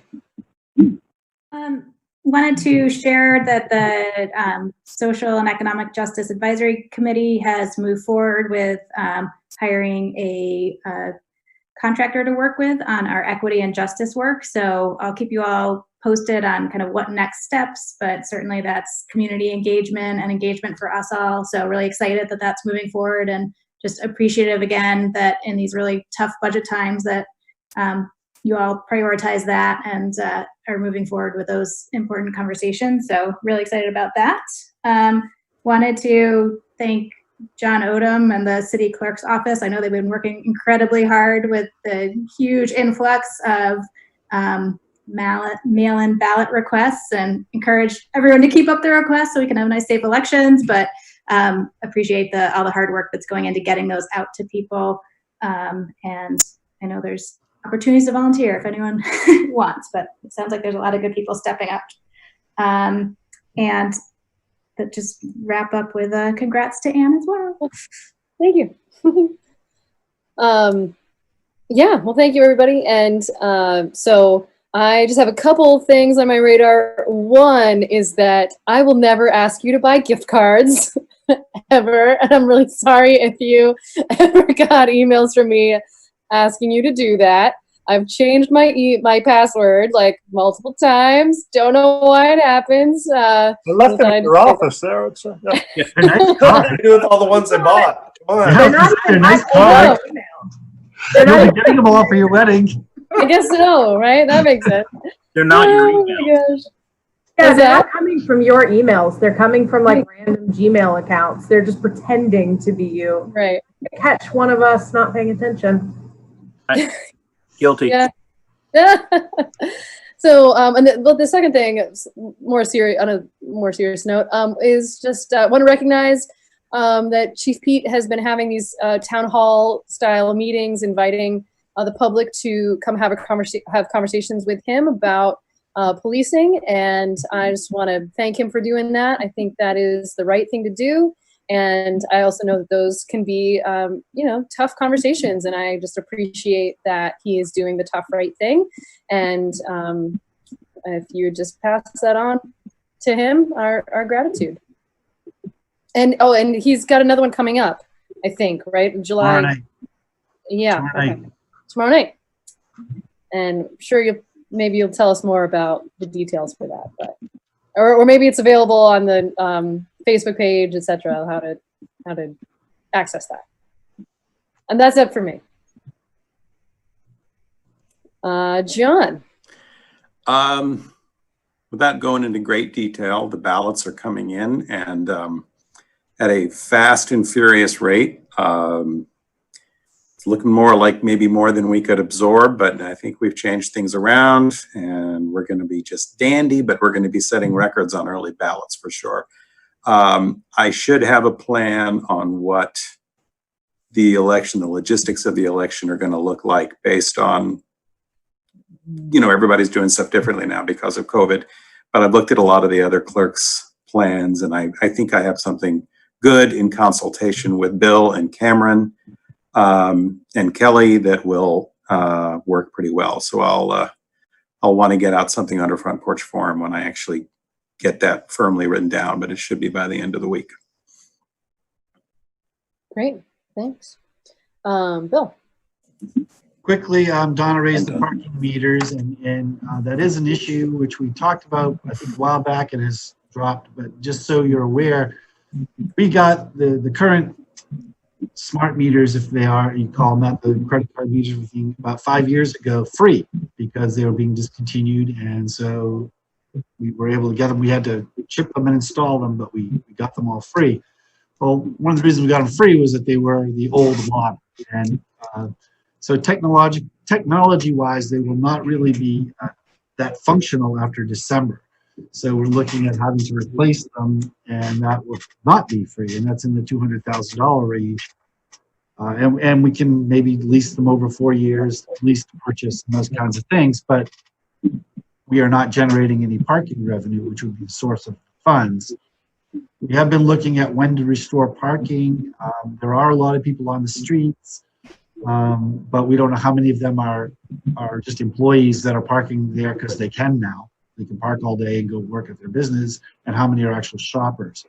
So one of the ideas we were talking about was to go back to on-street parking, but keep the lots all free and see how that works for maybe in August. So we may need, I don't know if we'll need a special vote from you all on that, but we're looking at that. But we'd like to get our folks back to work, but only if it's really necessary. We also don't want to create a chilling effect on the downtown. It's a fragile time, and we don't want to create a disincentive for people to come. So it's a fine balance. We're trying to, it looks like many of the other communities that have meters are charging. So we'll see. We're trying to be cautious there. You will need, speaking of special meetings, we will need a special meeting ideally for next Tuesday, just to set the tax rate, which is really a mathematical computation. But I won't be here, but Cameron will be here, but it really takes about 2 minutes. So if we could do a call in or a Zoom if you all want to pick the time.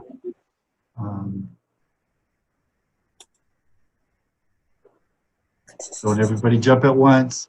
I'm open anytime. Would this be something to do on like the lunch hour?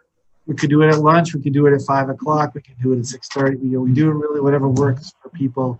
Literally, we'll probably send out either Friday or Monday the final calculation. I mean, it's really the budget that passed, the grand list, the state education. There's not a lot of leeway with the count. It's not really much discretion you have, but you still have to vote to set the tax rate, the water and sewer rates, etc. So lunch meeting would work better for me. Lunch? Yeah. Lunch here too. Yes to lunch hour. Yeah. Noon Could we do Tuesday? like Tuesday, yep. Could we either like 12 or 12:30? Sure. Take the time, folks. We can do it whenever you want. Okay. Lauren, I'm not sure I saw thumbs up from you. What's up? Yeah. I'm going to be at a cabin where I think there might be no cell service or internet. It looks like there's going to be a quorum, but we'll take care of it. No worries. We'll solve it. Okay. Let's just go with noon if that's amenable to folks. Sure. Okay. Thank you. And then, so Jay did mention that we did do the follow-up inspection at 5 Home From Way, and there really was no change.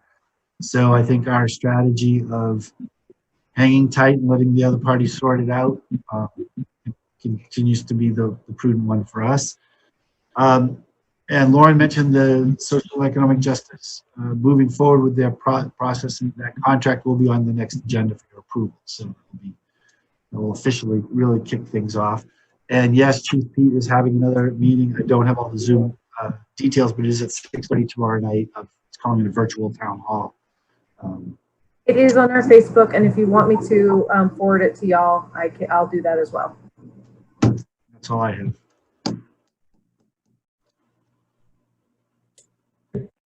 Okay. Great. I think that's it. Right? We've finished all of our business. So without objection, we will consider the meeting adjourned. 10:25. Thanks, everybody. Thank you. Thank you.